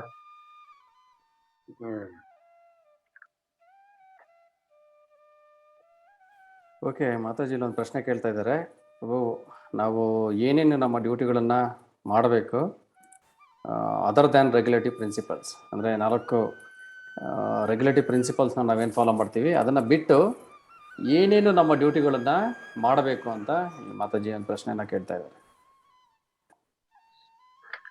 ನಿಮ್ ಬಹಳಷ್ಟು ಡ್ಯೂಟಿಗಳಿದೆ. ಸೊ ರೆಸ್ಪಾನ್ಸಿಬಿಲಿ ನೀವು ಯಾವ ಸ್ಥಿತಿನಲ್ಲಿ ಇದ್ದೀರಾ ಅದನ್ನು ನೀವು ನೋಡ್ಕೋಬೇಕು. ಸೊ ಹಿಂಗೆ ನಾವು ನಿನ್ನೆ ಡಿಸ್ಕಷನ್ ಮಾಡ್ತಾ ಇದ್ದು. ಸೊ ಆಕ್ಚುಲಿ ಅದಕ್ಕೆ ಆ ಡ್ಯೂಟಿಗಳನ್ನು ಮಾಡ್ಬೇಕಂದ್ರೆ ನಾವು ಫಸ್ಟ್ ಭಗವದ್ಗೀತಾ ಇಲ್ಲ ಭಾಗವತ ಓದ್ಬೇಕು. ಸೊ ಯಾವ್ದು ಡ್ಯೂಟಿ ಮಾಡ್ಬೇಕಂದ್ರೆ ನಮ್ಗೆ ಗೊತ್ತಿರ್ಬೇಕು ಆ ಡ್ಯೂಟಿನ ಯಾವ ತರ ಮಾಡ್ಬೇಕಂತ. ಸೊ ನೀವು ಗೃಹಿಣಿ ಇದ್ದೀರಾ ಅಂದ್ರೆ ಗೃಹಿಣಿ ಯಾವ ತರ ಕರ್ತವ್ಯ ಮಾಡ್ಬೇಕು, ಸೊ ಅದನ್ನು ನಾವು ಶಾಸ್ತ್ರನಲ್ಲಿ ಹೇಳಿದರು. ನೀವೊಂದು ತಾಯಿ ತಂದೆಯ ಸ್ಥಾನದಲ್ಲಿ ಇದ್ದೀರಾ ಅಂದ್ರೆ ಅವ್ರ ತಾಯಿ ತಂದೆಯ ಸ್ಥಾನದಲ್ಲಿ ಇದ್ದಿದ್ದವರು ಯಾವ ತರ ಡ್ಯೂಟಿ ಮಾಡ್ಬೇಕು, ಸೊ ಅದನ್ನೆಲ್ಲವೂ ಶಾಸ್ತ್ರನಲ್ಲಿ ಬರ್ದಿದೆ. ಸೊ ಶಾಸ್ತ್ರ ನಾವು ಏನ್ ಮಾಡ್ಬೇಕು, ಆ ತರ ನಾವು ನಡೆಯುವಂತ ಪ್ರಯತ್ನ ಪಡ್ಬೇಕು. ಸೊ ಎಲ್ಲರೂ ತನ್ನ ಡ್ಯೂಟಿಗಳನ್ನು ಮಾಡ್ತಾ ನಾವು ಕೆಲಸ ಮಾಡ್ತಾ ಇದೀವಾ, ಸೊ ಆ ಕೆಲಸವನ್ನು ಯಾವ ತರ ಮಾಡ್ಬೇಕು ಶಾಸ್ತ್ರ ಪ್ರಾಮಾಣಿಕ ಅಂದ್ರೆ ಅದು ಕಾರ್ಯ ಅಕರ್ಮ ಇಲ್ಲ ಅಂದ್ರೆ ಕರ್ಮ, ಇದು ವಿಕರ್ಮ ಆಗ್ಬಾರ್ದು. ಅದು ವಿಕರ್ಮ ಅಂದ್ರೆ ಪಾಪಮಯ ಕಾರ್ಯನಿಂದ ನಾವು ಯಾವುದನ್ನು ಕೆಲಸ ಮಾಡಕ್ ಹೋಗ್ಬಾರ್ದು. ಸೊ ಇವೆಲ್ಲ ಬಹಳಷ್ಟು ನಮ್ಮ ಕಾರ್ಯಗಳು ಇದೆ. ಸೊ ಅದನ್ನು ನಾವು ಮಾಡುವಂಥದ್ದು. ಸೊ ಜಸ್ಟ್ 4 ರೆಗ್ಯುಲೇಟಿವ್ ಪ್ರಿನ್ಸಿಪಲ್, ಅದು ನಾವು ಮನುಷ್ಯರಾಗಕ್ಕೆ ಅಷ್ಟೇ. ಫಸ್ಟ್ ಮನುಷ್ಯ ಆಗಕ್ಕೆ, ಆಮೇಲೆ ಮನುಷ್ಯ ಆದ್ಮೇಲೆ ನಾವು ಹೆಂಗೆ ನಡಿತೀವಿ, ಯಾವ ತರ. ಶ್ರೀ ರಾಮಚಂದ್ರನೇ ನಮ್ಗೆ, ನೀವು ರಾಮಾಯಣ ಓದಿದ್ರೆ ಪೂರ್ತಿ ರಾಮಾಯಣ ಏನ್ ಹೇಳ್ಕೊಡುತ್ತೆ, ಪೂರ್ತಿ ರಾಮಾಯಣ ಅದೇ ಹೇಳ್ಕೊಡುತ್ತೆ. ಸೊ ಹೆಂಗೆ ನಾವು ಇರ್ಬೇಕು, ಯಾವ ಧರ್ಮಗಳನ್ನು ರಾಮಾಯಣನೇ ಆಕ್ಚುಲಿ ಫಸ್ಟ್ ರಾಮಾಯಣ ಓದ್ತಾ ಇದ್ರಲ್ಲ ಜನರಿಗೆ ಎಲ್ಲವನ್ನು ಅವ್ರೆ ಆಟೋಮೆಟಿಕ್ ಫಾಲೋ ಮಾಡ್ತಾ ಇದ್ರು. ಅವ್ರಿಗೆಲ್ಲ ಇವೆಲ್ಲ ಹೇಳೋದು ಅವಶ್ಯಕತೆ ಇದ್ದಿಲ್ಲ. ಪ್ರಭು ಏನ್ ಮಾಡ್ಬೇಕು, ಅದು ಏನ್ ಮಾಡ್ಬೇಕು, ಇದು ಏನ್ ಮಾಡ್ಬೇಕಂತ ಹೇಳೋದು ಅವಶ್ಯಕತೆ ಇದ್ದಿಲ್ಲ. ಯಾಕಂದ್ರೆ ಕ್ಯಾರೆಕ್ಟರ್ ಒಬ್ರು ರಾಮಚಂದ್ರ ತನ್ನ ಕ್ಯಾರೆಕ್ಟರ್ ನಿಂದ ಹೆಂಗೆ ಮರ್ಯಾದಾ ಪುರುಷೋತ್ತಮನಾಗಿದ್ದವನು. ಸೊ ಹೆಂಗೆ ಒಂದು ತಂದೆ ತಾಯಿಯ ಕರ್ತವ್ಯ ಯಾವ ತರ ಮಾಡ್ಬೇಕು, ಒಂದು ಹಸ್ಬೆಂಡ್ ಕರ್ತವ್ಯ ಯಾವ ತರ ಮಾಡ್ಬೇಕು, ಸೊ ಎಲ್ಲವನ್ನು ಹೆಂಡತಿ ಸೀತಾ ಮಾತಾ ಹೆಂಡತಿ ಆಗಿದ್ದವರು ಅವರು ಹೆಂಗ್ ಕರ್ತವ್ಯ ಮಾಡ್ಬೇಕು, ಸೊ ಮತ್ತು ಅಣ್ಣ ತಮ್ಮ ಆಗಿದ್ದವರು ಅವ್ರು ಹೆಂಗ್ ಕರ್ತವ್ಯ ಮಾಡ್ಬೇಕು, ಸೊ ಇವೆಲ್ಲವನ್ನು ಈ ರಾಮಾಯಣದಿಂದ ನಮ್ಗೆ ತಿಳಿದುಕೊಡುತ್ತೆ. ಸೊ ಯಾಕೆಂದ್ರೆ ನಾವು ಈಗ ಅದನ್ನು ಓದ್ತಾ ಇಲ್ಲ, ಸೊ ಅದಕ್ಕೆ ನಾವು ಇದಾಗ್ಬಿಟ್ಟಿದೀವಿ. ಸೊ ದಿಸ್ ಇಸ್ ಆಲ್ ಅಂದ್ರೆ ನಾವು ಮಾಡುವಂತ ಕರ್ತವ್ಯಗಳು. ಸೊ ಇವೆಲ್ಲ ನಾವು ಯಾವ ಒಂದು ಆಶ್ರಮದಲ್ಲಿ ಇದ್ದೀವಿ, ಯಾವ ಒಂದು ಕೆಲಸಗಳನ್ನ ಅಂದ್ರೆ ಒಂದು ಪೊಸಿಷನ್ ಅಲ್ಲಿ ನಾವಿದೀವಿ, ಆ ಒಂದು ಪೊಸಿಷನ್ಗೆ ತಕ್ಕನಾಗಿ ನಮ್ಮ ಒಂದು ಕರ್ತವ್ಯಗಳನ್ನ ಮಾಡಬೇಕು. ಯಾವ ತರ ಮಾಡಬೇಕು? ಶಾಸ್ತ್ರಬದ್ಧವಾಗಿ ಮಾಡಬೇಕು, ಶಾಸ್ತ್ರಕ್ಕೆ ವಿರುದ್ಧವಾಗಿ ನಾವು ಮಾಡಬಾರ್ದು. ಸೊ ಇದೊಂದೇನೆ ಅಂದ್ರೆ ನಮ್ಮ ಜೀವನ ಬೇರೆ, ನಮ್ಮ ಶಾಸ್ತ್ರ ಬೇರೆ ಅಲ್ಲ. ನಮ್ಮ ಶಾಸ್ತ್ರಗಳಲ್ಲಿ ಏನ್ ಹೇಳ್ತಾ ಇದೆ, ನಾವು ಯಾವ ರೀತಿ ಜೀವನ ಮಾಡಬೇಕು ಅನ್ನೋದನ್ನ ಇಲ್ಲಿ ಹೇಳ್ತಾ ಇದೆ. ಓಕೆ, ಈಗ ನಾನು ಒಬ್ಬ ತಂದೆ ತಾಯಿಗಳಿಗೆ ಮಗನಾಗಿದ್ದೀನಿ. ಸೊ ಅವನ ಒಂದು ಮಗನ ಒಂದು ಕರ್ತವ್ಯ ಏನಾಗಿರುತ್ತೆ? ತಂದೆ ತಾಯಿಗಳ ಒಂದು ಮಾತನ್ನ ಕೇಳಿ ಸರಿಯಾದ ದಾರಿನಲ್ಲಿ ಹೋಗುವಂಥದ್ದು ಅವನ ಒಂದು ಕರ್ತವ್ಯ ಆಗುತ್ತೆ. ಅದೇ ರೀತಿ ತಂದೆ ತಾಯಿಗಳ ಕರ್ತವ್ಯ ಏನಾಗಿರುತ್ತೆ? ತನ್ನ ಮಗನಿಗೆ ಕರೆಕ್ಟ್ ಆಗಿ ಒಂದು ಶಿಕ್ಷಣವನ್ನು ಕೊಟ್ಟು, ಅಂದ್ರೆ ಭೌತಿಕ ಮತ್ತು ಆಧ್ಯಾತ್ಮಿಕ ಎರಡೂ ಶಿಕ್ಷಣನ ಕೊಟ್ಟು ಅವನನ್ನು ಯಾವ ರೀತಿ ಪ್ರಿಪೇರ್ ಮಾಡ್ಬೇಕು ಅಂದ್ರೆ, ಅವನು ಇದೇ ಒಂದು ಜನ್ಮದಲ್ಲಿನೇ ಅವನು ಈ ಒಂದು ಭೌತಿಕ ಪ್ರಪಂಚದಿಂದ ಮುಕ್ತ ಆಗ್ಬೇಕು ಅಂತ ಒಂದು ಜ್ಞಾನ ಅವನಿಗೆ ಕೊಡೋದು ತಂದೆ ತಾಯಿಗಳ ಕರ್ತವ್ಯ. ಆ ಜ್ಞಾನನ ಯಾವ ರೀತಿ ಕೊಡ್ಬೇಕು? ಶಾಸ್ತ್ರಬದ್ಧವಾಗಿ ಕೊಡಬೇಕು, ಅದಕ್ಕೆ ವಿರುದ್ಧವಾಗಿ ನಾವು ಕೊಡಬಾರ್ದು. ಸೊ ಇಲ್ಲಿ ಮಗನ ಕರ್ತವ್ಯ ಅಂತ ತಂದೆ ತಾಯಿಗಳಿಂದ ಸಂಪೂರ್ಣವಾಗಿ ಸಬ್ಮಿಸಿವ್ ಆಗಿ ಅವನು ಕೇಳಿ ತಿಳ್ಕೊಂಡು ತನ್ನ ಜೀವನನ ಅವನು ಮಾಡಬೇಕು. ಸೊ ಅಂದ್ರೆ ಸ್ಟೂಡೆಂಟ್ ಆಗಿದ್ದಾಗ ಶಿಕ್ಷಣ ಅವನು ಏನ್ ಪಡಿತಾ ಇದ್ದಾನೆ ಅದನ್ನ ಕಂಪ್ಲೀಟ್ ಆಗಿ ಪಡಿಬೇಕು. ಅದರಿಂದ ನಾವು ಡಿವಿಯೇಟ್ ಆಗ್ಬಾರ್ದು. ಅಂದ್ರೆ ನಾವು ಯೂಶಲಿ ಏನಾಗ್ತೀವಿ ಹೇಳಿ, ನಮ್ಗೆ ದೂರದ ಬೆಟ್ಟ ನುಣ್ಣಿಗೆ ಅಂತ ನಾವು ಹಿಂದಿನ ಒಂದು ಕ್ಲಾಸಲ್ಲೂ ಸಹ ನಾವು ಅರ್ಥ ಮಾಡ್ಕೊಂಡ್ವಿ. ನಾವು ಮಾಡೋದನ್ನ ಬಿಟ್ಟು ನಮ್ಗೆ ಬೇರೆದು ಚೆನ್ನಾಗಿ ಕಾಣ್ತಾ ಇರುತ್ತೆ. ಯಾವಾಗ್ಲೂ ಅಷ್ಟೇನೆ, ಪ್ರತಿಯೊಂದಕ್ಕೂ ಅಷ್ಟೇನೆ. ಅದೆಲ್ಲದಕ್ಕೂ ಅಪ್ಲೈ ಆಗುತ್ತೆ. ನೀವು ಮಾಡುವಂತ ಕೆಲಸ, ತಿನ್ನೋದು, ಬಟ್ಟೆ ಹಾಕೋದು, ಎಲ್ಲದಕ್ಕೂ ಅಷ್ಟೇನೆ. ಒಂಥರ ಆಗ್ತಾ ಇದ್ರೆ ಇನ್ನೊಂಥರ ಹಾಕ್ಬೇಕು ಅನ್ಸುತ್ತೆ, ಒಂಥರ ತಿಂತಾ ಇದ್ರೆ ಇನ್ನೊಂಥರ ತಿನ್ಬೇಕು ಅನ್ಸುತ್ತೆ, ಒಂಥರ ಕೆಲಸ ಮಾಡ್ತಾ ಇದ್ರೆ ಇನ್ನೊಂಥರ ಮಾಡ್ಬೇಕು ಅನ್ಸುತ್ತೆ. ಸೊ ಅದನ್ನ ಏನ್ ಮಾಡ್ತಾ ಇದೀವಿ, ಎಲ್ಲದು ನಮ್ದೊಂಥರ ಫ್ಲಿಕರಿಂಗ್ ಮೈಂಡ್ ಅದು. ಸೊ ಅದ್ರ ಮೇಲೆ ನಾವು ಪ್ರಭಾವ ಬಿಟ್ಕೊಂಡು ಹೋಗೋದಕ್ಕಿಂತ ನಾವೇನ್ ಮಾಡ್ಬೇಕು, ನಮ್ಮ ಕರ್ತವ್ಯನ ಶಾಸ್ತ್ರದ ಪ್ರಕಾರವಾಗಿ ನಾವು ಮಾಡಬೇಕು. ಆವಾಗ ಏನಾಗುತ್ತೆ, ಅದು ಭಗವಂತ ಒಂದು ಭಗವದ್ಗೀತೆ ಏನ್ ಕೊಡ್ತಾ ಇದ್ದಾರೆ ಆ ರೀತಿ ನಾವು ನಡೆದಂಗೆ ಆಗತ್ತೆ. ಆದ್ರೆ ತಂದೆ ತಾಯಿಗಳು ತಮ್ಮ ಮಕ್ಕಳಿಗೆ ಈ ಒಂದು ಜ್ಞಾನನ ಕೊಟ್ಟಿಲ್ಲ ಅಂದ್ರೆ ಅವರು ತಮ್ಮ ಡ್ಯೂಟಿನ ಮಾಡ್ತಾ ಇಲ್ಲ.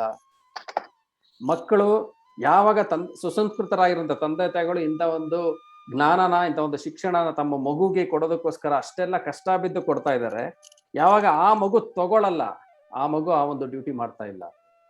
ಸೊ ಯಾವಾಗ ಮಕ್ಕಳು ದೊಡ್ಡವರಾಗ್ತಾರೆ ಅಂದ್ರೆ ತಂದೆ ತಾಯಿಗಳು ಮಕ್ಕಳನ್ನ ಯಾವ ರೀತಿ ನೋಡ್ಕೊಂಡ್ರು, ಅವರು ಮಕ್ಕಳು ತಂದೆ ತಾಯಿಗಳನ್ನ ನೋಡ್ಕೋಬೇಕು.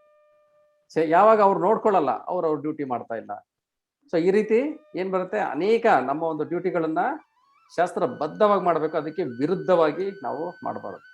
ಒಬ್ಬ ತಂದೆ ಆದವನು ಇಡೀ ಒಂದು ಮನೇನ ಅವ್ರು ನೋಡ್ಕೋಬೇಕು. ಬರೀ ನಾವ್ ಯಾವಾಗ್ಲೂ ಮಾತಾಜಿಗಳು ಎಲ್ಲ ನೋಡ್ಕೋಬೇಕು ಅಂತಾನೆ ಹೇಳ್ತಾ ಇರ್ತೀವಿ. ಆದ್ರೆ ತಂದೆ ಆದವನು ಆ ಮನೆಗೆ ಬೇಕಾದಂತ ಎಲ್ಲಾ ಅವಶ್ಯಕತೆಗಳನ್ನ ಅವನೇ ಪೂರೈಸ್ಬೇಕು. ಅವನ ಡ್ಯೂಟಿ ಅದು ತನ್ನ ಮನೇಲಿ ಇರೋರ್ಗೆಲ್ಲರಿಗೂ ಏನೇನ್ ಬೇಕೋ ಅದನ್ನ ಸಪ್ಲೈ ಮಾಡುವಂಥದ್ದು. ಆ ಒಂದು ಕೆಲಸನ ಅವನು ಅಚ್ಚುಕಟ್ಟಾಗಿ ಮಾಡಬೇಕು. ಅದನ್ನ ಮಾಡೋದನ್ನ ಬಿಟ್ಬಿಟ್ಟು ಇದು ನನ್ನ ಒಂದು ಏನೋ ಇದು ಮಾಯೆ, ಇದ್ರಲ್ಲಿ ಸಿಕ್ಕಾಕೊಂಡ್ಬಿಟ್ಟಿದೀನಿ, ಸೊ ಈ ರೀತಿನೂ ಹೋಗ್ಬಾರ್ದು. ಇಲ್ಲ ಅಂದ್ರೆ ಅದನ್ನ ಮಾಡೋದಕ್ಕೋಸ್ಕರ ಅವರು ತುಂಬಾ ಅತಿಯಾಗಿ ಕೇಳ್ತಾ ಇದ್ದಾರೆ, ಅದಕ್ಕೆ ನಾನು ಮಾಡುವಂತ ಕೆಲಸದಲ್ಲಿ ಮೋಸ ಮಾಡ್ತೀನಿ, ಇನ್ನೊಬ್ರಿಗೆ ಮೋಸ ಮಾಡ್ಬಿಟ್ಟು ನಾನು ಇಲ್ಲಿಗೆ ಇವ್ರಿಗೆ ತಂದು ಕೊಡ್ತೀನಿ. ಸೊ ಇದೇನಾಗುತ್ತೆ, ವಿಕರ್ಮ ಆಗುತ್ತೆ. ಶಾಸ್ತ್ರಬದ್ಧವಾಗಿಯೇ ನಮ್ಮ ಡ್ಯೂಟಿನ ಮಾಡಬೇಕು. ಅದು ಎಷ್ಟೇ ಜನ ಮಕ್ಳಿರ್ಲಿ, ಎಷ್ಟೇ ಜನ ಇದಿರ್ಲಿ, ಅವನೇನ್ ಮಾಡ್ಬೇಕು, ನ್ಯಾಯಬದ್ಧವಾಗಿನೇ ಸಂಪಾದನೆ ಮಾಡಿ ಮನೆಗೆ ತಂದು ಕೊಡ್ಬೇಕು. That is the duty. ನಾನಲ್ಲಿ ಮೋಸ ಮಾಡಿ ಇದನ್ನ ತಂದ್ಕೊಡ್ಬಾರ್ದು. ಓಕೆ, ನಮ್ಮ ತಂದೆ ತಾಯಿ ನಮ್ಮ ಮಕ್ಕಳಿಗೋಸ್ಕರ ಒಂದು ಮನೆ ಮಾಡ್ಬೇಕು, ಅದನ್ನು ಅಷ್ಟೇ ನ್ಯಾಯಬದ್ಧವಾಗಿಯೇ ಮಾಡ್ಬೇಕು, ಇನ್ನೊಬ್ಬರಿಂದ ಕಿತ್ಕೊಂಡು ನಾವು ಮಾಡಬಾರ್ದು. ಸೊ ಈ ತರ ಪ್ರತಿಯೊಂದ್ರಲ್ಲೂ ಸಹ ಏನಿದೆ, ಅದು ನಮ್ಮ ಒಂದು ಕಲ್ಚರಲ್ಲೇ ಇತ್ತದು ಮುಂಚಿನಿಂದ. ಅದೀಗೇನಾಗೋಗಿದೆ, ಅದು ಹೋಗ್ಬಿಟ್ಟಿದೆ. ಅದಕ್ಕೋಸ್ಕರ ನಮಗೆ ಈ ರೀತಿ ಅನ್ನಿಸ್ತಾ ಇದೆ. ಪ್ರತಿಯೊಬ್ಬರೂ ಅವ್ರವ್ರ ಡ್ಯೂಟಿ ಮಾಡೋದನ್ನ ನಾವೇನ್ ಮಾಡ್ಬೇಕು. ನಮ್ಗೆ ಹಿಂದಿನ ಕಾಲದಲ್ಲಿ ಅವರು ಭಯ ಬೀಳ್ತಾ ಇದ್ರು, ಅಂದ್ರೆ ಇನ್ನೊಬ್ರಿಗೆ ಮೋಸ ಮಾಡೋದಕ್ಕೆ, ಇನ್ನೊಬ್ರಿಗೆ ಏನಾದ್ರು ಒಂದು ತಪ್ಪು ಕಾರ್ಯ ಮಾಡೋದಕ್ಕೆ ಭಯ ಬೀಳ್ತಾ ಇದ್ರು. ಅವ್ರಿಗೆ ಗೊತ್ತಾಗ್ತಾ ಇತ್ತು ನನಗೆ ಇದು ಎಫೆಕ್ಟ್, ಅಂದ್ರೆ ಈ ಒಂದು ಇದಕ್ಕೆ ವಿರುದ್ಧವಾದಂತ ಒಂದು ಪಾಪದ ಒಂದು ಪ್ರತಿಕ್ರಿಯೆನ ನಾನು ಅನುಭವಿಸ್ಬೇಕಾಗತ್ತೆ ಅಂತ ಅವ್ರಿಗೆ ಸರಿಯಾದ ಒಂದು ಜ್ಞಾನ ಇರ್ತಾ ಇತ್ತು. ಆದ್ರೆ ಈಗೇನಾಗೋಗಿದೆ, ಅದೆಲ್ಲ ಕೇರ್ಲೆಸ್ ಆಗೋಗಿದೆ, ಅದ್ರ ಮೇಲೆ ನಂಬಿಕೆ ಅನ್ನೋದಿಲ್ಲ. ಅದಕ್ಕೋಸ್ಕರ ಕೇರ್ಲೆಸ್ ಆಗಿ ಅಯ್ಯೋ ನೋಡ್ಕೊಳ್ಳೋಣ ಅಂತ ಆವಾಗ ಬರೋದನ್ನ ಯಾರು ನೋಡ್ತಾರೆ, ಈಗ ಎಂಜಾಯ್ ಮಾಡೋಣ ಅಂತ ನಾವು ಹೋಗ್ತಾ ಇದೀವಿ. ಸೊ ಈ ರೀತಿ ಹೋಗೋದ್ರಿಂದ ಏನು ನೀವೇನು ಎಲ್ಲಾರು ಚೆನ್ನಾಗಿದ್ದು ಎಲ್ಲಾನು ಪರ್ಫೆಕ್ಟ್ ಆಗಿ ನಡೀತಾ ಇಲ್ಲ. ಜಾಸ್ತಿ ಜನ ಮೋಸಗಾರರು ಸಮಾಜದಲ್ಲಿ ಆದಷ್ಟು ಅವ್ರೂ ವಿಲವಿಲ ಅಂತ ಒದ್ದಾಡ್ತಾ ಇರ್ತಾರೆ. ಸಮಾಜದಲ್ಲಿ ಇರೋರು ಎಲ್ಲಾರ್ಗು ಏನ್ ಮಾಡ್ತಾರೆ, ಅಶಾಂತಿನ ಕ್ರಿಯೇಟ್ ಮಾಡ್ತಾರೆ. ನಾವ್ ಯಾವಾಗ ನಮ್ಮ ಒಂದು ಶಾಸ್ತ್ರಗಳನ್ನ ಬಿಟ್ಟು ಹೋಗ್ತೀವಿ, ಅವಾಗ ಏನಾಗುತ್ತೆ, ಮೋಸ ಮಾಡೋರೆ ಎಲ್ಲ ಕಡೆ ಆದ್ರೆ ಏನಾಗುತ್ತೆ, ನಾವು ನೆಮ್ಮದಿಯಾಗಿ ಜೀವನ ಮಾಡೋದಕ್ಕೆ ಆಗಲ್ಲ, ಆ ರೀತಿ ಆಗೋಗುತ್ತೆ. ಅದಕ್ಕೇನೆ ನಾವು ನಮ್ಮ ಫೌಂಡೇಶನ್ ಆದಂತ ಈ ಒಂದು ಶಾಸ್ತ್ರಗಳನ್ನ ನಾವು ಫಾಲೋ ಮಾಡಬೇಕು. ಮಾಡಿಲ್ಲ ಅಂದ್ರೆ ಎಲ್ಲೆಲ್ಲೋ ಒಂಥರ ಆತಂಕವಾದಿಗಳು ತುಂಬಿಡ್ತಾರೆ. ಯಾರು ಯಾವಾಗ ಮೋಸ ಮಾಡ್ತಾರೆ ಗೊತ್ತಾಗಲ್ಲ. ಏನ್ ಮಾಡ್ತೀರಾಗ? ನಾವು ಯಾವಾಗ್ಲೂ ಒಂಥರ ವಿಲವಿಲ ಅಂತ ವ್ಯಾಧಿನಲ್ಲಿ ನಮ್ಮ ಜೀವನನ ಮಾಡ್ಬೇಕಾಗತ್ತೆ, ಅಶಾಂತಿಯಿಂದ ನಮ್ಮ ಜೀವನನ ಮಾಡ್ಬೇಕಾಗತ್ತೆ. ಅದೇನೇ ಈಗ ನಮ್ಮ ಸಮಾಜದಲ್ಲಿ ಆಗ್ತಾ ಇರೋದು. ಎಲ್ಲೆಲ್ಲೂ ಮೋಸಗಾರರು ತುಂಬಿದ್ದಾರೆ. ಅದಕ್ಕೋಸ್ಕರ ಏನಾಗುತ್ತೆ, ಪ್ರತಿಯೊಬ್ಬರಿಗೂ ಒಂದು ಅಶಾಂತಿಯಿಂದ ಒದ್ದಾಡ್ತಾ ಇದ್ದಾರೆ. ಯಾರು ಯಾವಾಗ ಮೋಸ ಮಾಡ್ತಾರೆ ಅಂತ ನಮ್ಗೆ ಗೊತ್ತಾಗೋದಿಲ್ಲ. ಸೊ ಅದಕ್ಕೋಸ್ಕರ ನಾವೇನ್ ಮಾಡ್ಬೇಕು, ಮಾಡೋವಂಥ ಕೆಲ್ಸನ, ನಮ್ಮ ಡ್ಯೂಟಿನ ಶಾಸ್ತ್ರಬದ್ಧವಾಗಿ ಮಾಡಬೇಕು. ನಾವೇನಾದ್ರೂ ಅದಕ್ಕೆ ವಿರುದ್ಧವಾಗಿ ಮಾಡಿದ್ರೆ ಅದು ವಿಕರ್ಮ ಆಗುತ್ತೆ, ಅಂದ್ರೆ ಅದು ಪಾಪಕಾರಿ ಆಗುತ್ತೆ. ಅದಕ್ಕೆ ತಕ್ಕನಾಗಿ ನಮ್ಗೇನ್ ಬರುತ್ತೆ, ಪ್ರತಿಕ್ರಿಯೆ ಅನ್ನೋದು ಸಿಕ್ಕುತ್ತೆ. ಸೊ ಅದನ್ನ ನಾವು ಅನುಭವಿಸ್ಬೇಕಾಗತ್ತೆ. ಅದು ಈ ಜನ್ಮದಲ್ಲೂ ಅನುಭವಿಸ್ಬೇಕಾಗತ್ತೆ, ಮುಂದಿನ ಅನೇಕ ಜನ್ಮಗಳಲ್ಲೂ ಸಹ ನಾವು ಅನುಭವಿಸ್ಬೇಕಾಗತ್ತೆ. ಅದಕ್ಕೆ ನಾವು ಕರ್ತವ್ಯ ಮಾಡೋದನ್ನ ಬೀಳೂಬಾರ್ದು, ಕರ್ತವ್ಯನ ರಾಂಗ್ ಆಗು ಮಾಡಬಾರ್ದು, ಕರ್ತವ್ಯನ ಶಾಸ್ತ್ರಬದ್ಧವಾಗಿ ನಾವು ಮಾಡಬೇಕು. ಯಾವುದೇ ಒಂದು ಆಶ್ರಮದಲ್ಲಿರಲಿ ನಾವು ಅದನ್ನ ಶಾಸ್ತ್ರಬದ್ಧವಾಗಿನೇ ನಾವು ಮಾಡಬೇಕು. ಆಕ್ಚುಲಿ ಅದಕ್ಕೆ ಒಂದು ಇದ್ ಹೇಳ್ಬೋದು. ಸೊ ನೋಡಿ, ಸೊ ಒಂದು 4-5 ನಾಯಿಗಳನ್ನು ಒಂದು ಕಡೆ ಹಾಕಿ ಬಿಟ್ರೆ ಏನಾಗುತ್ತೆ, ಸೊ ಒಂದು ನಾಯಿ ಇನ್ನೊಂದು ನಾಯಿಗೆ ಕಿತ್ತಾಡಿ ಆ ಇದಕ್ಕೆ ನಾಯಿ ಕಿತ್ತಾಡಿ ಎಲ್ಲಾ ನಾಯಿಗಳನ್ನು ಸತ್ತು ಬಿಡುತ್ತೆ. ಸೊ ಅದೇ ತರ ನಮ್ಮ ಸಂಸಾರ ಏನಾಗಿದೆ, ನಾಯಿ, ಬೆಕ್ಕು, ಕೋತಿ ಇವುದೆಲ್ಲ ಸಂಸಾರ ಆಗುತ್ತೆ. ಮನುಷ್ಯರೇ ಇಲ್ಲ ಈ ತರನಲ್ಲಿ. ಸೊ ಅದಕ್ಕೆ ಏನಾಗಿದಾರೋ, ಸೊ ಈ ತರ ನಮ್ಗೆ ಅಶಾಂತಿವಾಗಿ ಉತ್ಪನ್ನ ಆಗಿದೆ. ಸೊ ಯಾವಾಗ ನಾವು ಮನುಷ್ಯರಾಗ್ತೀವಿ, ಸೊ ಅವಾಗ ನಮ್ಗೆ ಈ ಜಗತ್ತಿನಲ್ಲಿ ಶಾಂತಿಯಾಗಿ ಇರುತ್ತೆ. ಸೊ ಮನುಷ್ಯ ಆಗೋದಂದ್ರೆ ಧರ್ಮ ಪ್ರಯತ್ನವಾಗಿ ನಾವು ನಮ್ಗೆ ಯಾವ ತರ ಸ್ವಧರ್ಮ ಇದೆ, ಶಾಸ್ತ್ರಬದ್ಧವಾಗಿ ನಾವು ನಡೆಯುವಂತ ಪ್ರಯತ್ನ ಪಡ್ಬೇಕು. ಸೊ ಅದೇ ನಮ್ಮ ಮೋಸ್ಟ್ ಇಂಪಾರ್ಟೆಂಟ್ ವಾದ ಡ್ಯೂಟಿ. ಸೊ ಶಾಸ್ತ್ರಬದ್ಧವಾಗಿ ಯಾವಾಗ ನಾವು ನಡಿತೀವಿ, ಅದು ಆ ಒಂದು ವ್ಯಕ್ತಿಗೂ ಶ್ರೇಯಸ್ಸನ್ನ ತರುತ್ತೆ, ಇಡೀ ಒಂದು ಸಮಾಜಕ್ಕೂ ಅದು ಶ್ರೇಯಸ್ಸನ್ನ ತರುತ್ತೆ ಅಂತ. ಯಾರು ಶಾಸ್ತ್ರಬದ್ಧವಾಗಿ ತಮ್ಮ ಜೀವನನ ನಡೆಸ್ತಾ ಇರ್ತಾರಲ್ಲ, ಅಂಥವರು ಒಂದು ಮನೆಯಲ್ಲಿ ಇದ್ರೇನೆ ಅದಂತೂ ಒಂಥರ ಪುಣ್ಯ. ಯಾಕೆಂದ್ರೆ ಅವರಿಂದ ಆ ಒಂದು ಕುಟುಂಬದಲ್ಲಿರೋರು ಎಲ್ಲರೂ ಒಂದು ದಾರಿಗೆ ಬರ್ತಾರೆ. ಯಾವಾಗ ಒಂದು ಕುಟುಂಬ ಧರ್ಮನ ಒಂದು ಕರೆಕ್ಟ್ ಆಗಿ ಫಾಲೋ ಮಾಡ್ತಾ ಇರತ್ತೆ, ಅಟ್ಲೀಸ್ಟ್ ಆ ಏರಿಯಾದಲ್ಲಿ ಇರೋರು ಬರ್ತಾರೆ. ಒಂದು ಏರಿಯಾ ಫಾಲೋ ಮಾಡಿದ್ರೆ ಆ ಒಂದು ಸಮಾಜನೇ ಆ ತರ ಒಂದು ಧರ್ಮಿಷ್ಠರಾಗಿ ಆಗ್ತಾರೆ. ಈಗೇನಾಗೋಗಿದೆ, ಅದಕ್ಕೆ ಎಕ್ಸಾಕ್ಟ್ಲಿ ಆಪೋಸಿಟ್ ಆಗಿದೆ. ಯಾವಾಗ ಒಬ್ಬ ಕಳ್ಳ ಮೋಸ ಮಾಡೋನು ಮನೆಗೆ ಬರ್ತಾನೆ, ಎಲ್ಲರೂ ಅವನು ನಾವು ಫಾಲೋ ಮಾಡ್ತೀವಿ. ಯಾವಾಗ ಒಂದು ಮನೆಯವರು ಮೋಸ ಮಾಡ್ತಾರೆ, ಒಂದು ಫ್ಯಾಮಿಲಿಯವರು ಮೋಸ ಮಾಡ್ತಾರೆ, ಸೊ ಬೇರೆಯವರೆಲ್ಲ ಅದನ್ನ ಚೂರು ಹಚ್ಕೊಂತಾರೆ. ಸೊ ಈ ರೀತಿ ಆಗೋಗಿದೆ. ನಾವು ಅಂದ್ರೆ ವಿಕರ್ಮ ಅಂದ್ರೆ ಪಾಪ ಕಾರ್ಯಗಳನ್ನ ಮಾಡೋದಕ್ಕೆ ನಮ್ಗೆ ಉತ್ಸಾಹ ಜಾಸ್ತಿ ಆಗ್ತಾ ಇದೆ. ಸೊ ನಾವೇನ್ ಮಾಡ್ಬೇಕು, ಫಸ್ಟ್ ಅದನ್ನ ತಡಿಬೇಕು, ಆಮೇಲೆ ಕರೆಕ್ಟ್ ಆಗಿ ಅಂದ್ರೆ ನಮ್ಮ ಶಾಸ್ತ್ರಬದ್ಧವಾಗಿರೋದನ್ನ ಕೆಲಸನ ಮಾಡೋದಕ್ಕೆ ನಾವು ಹೋಗ್ಬೇಕು. ಮನುಷ್ಯನ ಒಂದು ಇದು ಏನಂದ್ರೆ ಹೇಳ್ತಾರಲ್ಲ, ಎಂಟಾರ್ ಒಂದು ಬಿಳಿ ಹಾಳೆನಲ್ಲಿ ಒಂದೇ ಒಂದು ಚುಕ್ಕೆ ಇದ್ರೆ ಅದನ್ನೇ ನೋಡೋತರ, ಯಾವಾಗ ಎಲ್ಲಾ ಕಡೆ ಬ್ಯೂಟಿಫುಲ್ ಆಗಿ ಇಟ್ಟಿರ್ರಿ, ಎಲ್ಲನ ಒಂದು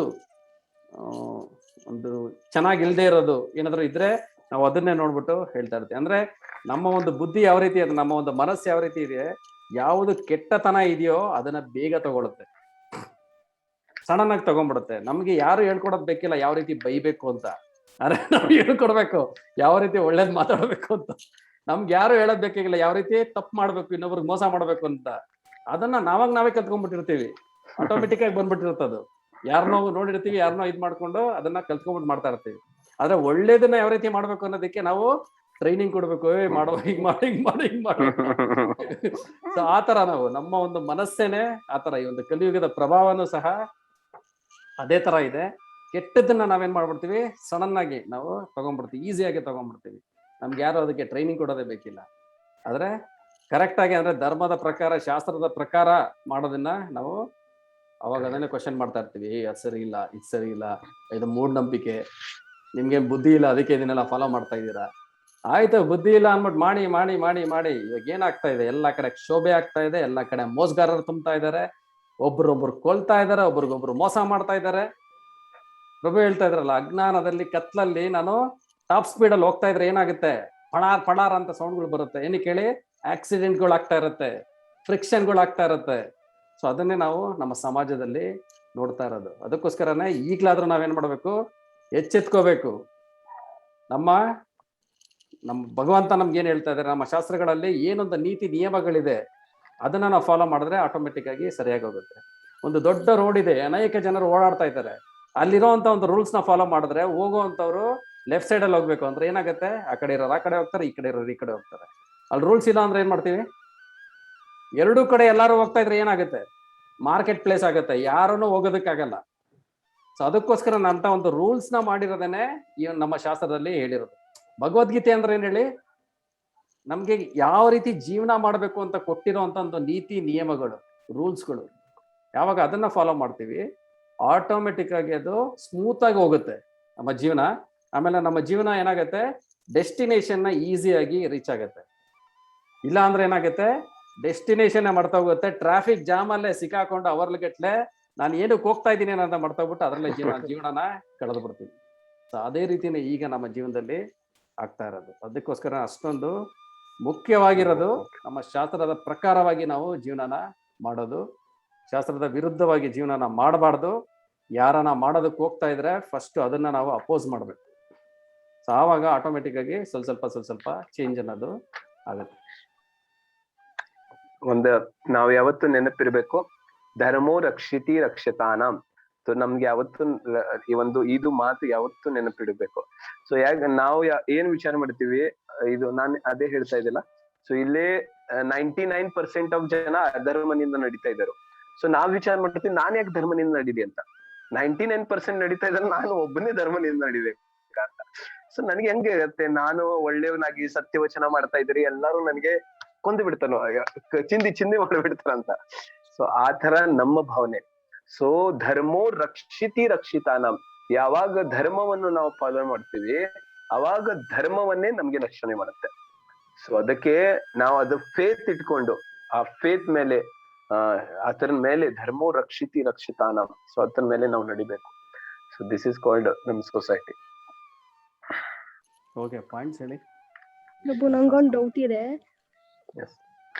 ಪ್ರಭು. ನಮ್ ಡ್ಯೂಟಿ ಎಕ್ಸಿಕ್ಯೂಟ್ ಮಾಡ್ಬೇಕಾದ್ರೆ ಅದು ಇವಾಗ ಫಾರ್ ಎಕ್ಸಾಂಪಲ್ ನಾನು ಒಂದು ಮೀಟ್ ಸ್ಟಾಲ್ ಇಟ್ಕೊಂಡಿರ್ತೀನಿ, ನನಗೆ ಫ್ರಮ್ ಫ್ಯಾಮಿಲಿ ನಾನು ಅದನ್ನೇ ಫಾಲೋ ಮಾಡ್ತಾ ಇರ್ತೀನಿ, ಅವಾಗಿಂದ ನಂಗೆ ಅದ್ ಬಿಟ್ಟು ಬೇರೆ ಏನು ಗೊತ್ತಿರಲ್ಲ. ಸೊ ಇದು ಅಗೇನ್ಸ್ಟ್ ಶಾಸ್ತ್ರ ಅಲ್ವಾ ಪ್ರಭು? ಬಟ್ ನಾನು ಇದನ್ನ ಮಾಡ್ಲೇಬೇಕಾಗುತ್ತೆ, ನನ್ನ ಫ್ಯಾಮಿಲಿ ರನ್ ಮಾಡ್ಬೇಕಾದ್ರೆ ನಂಗೆ ಇದನ್ ಬಿಟ್ಟು ಬೇರೆ ಏನು ಗೊತ್ತಿರಲ್ಲ, ಅವಾಗ ಅದು ಅಕರ್ಮ ಆಗುತ್ತಾ ಪ್ರಭು? ಕರ್ಮ ಅಲ್ಲ, ವಿಕರ್ಮ. ವಿಕರ್ಮ, ಅದು ಅಕರ್ಮ ಅಲ್ಲ. ಓಕೆ, ಆಕ್ಚುಲಿ ನಿಮ್ಗೆ ಗೊತ್ತಿದ್ರೇನು ಪ್ರಭುಜಿ ಹೇಳಿ ಪ್ರಭು ಅನ್ಸರಿ.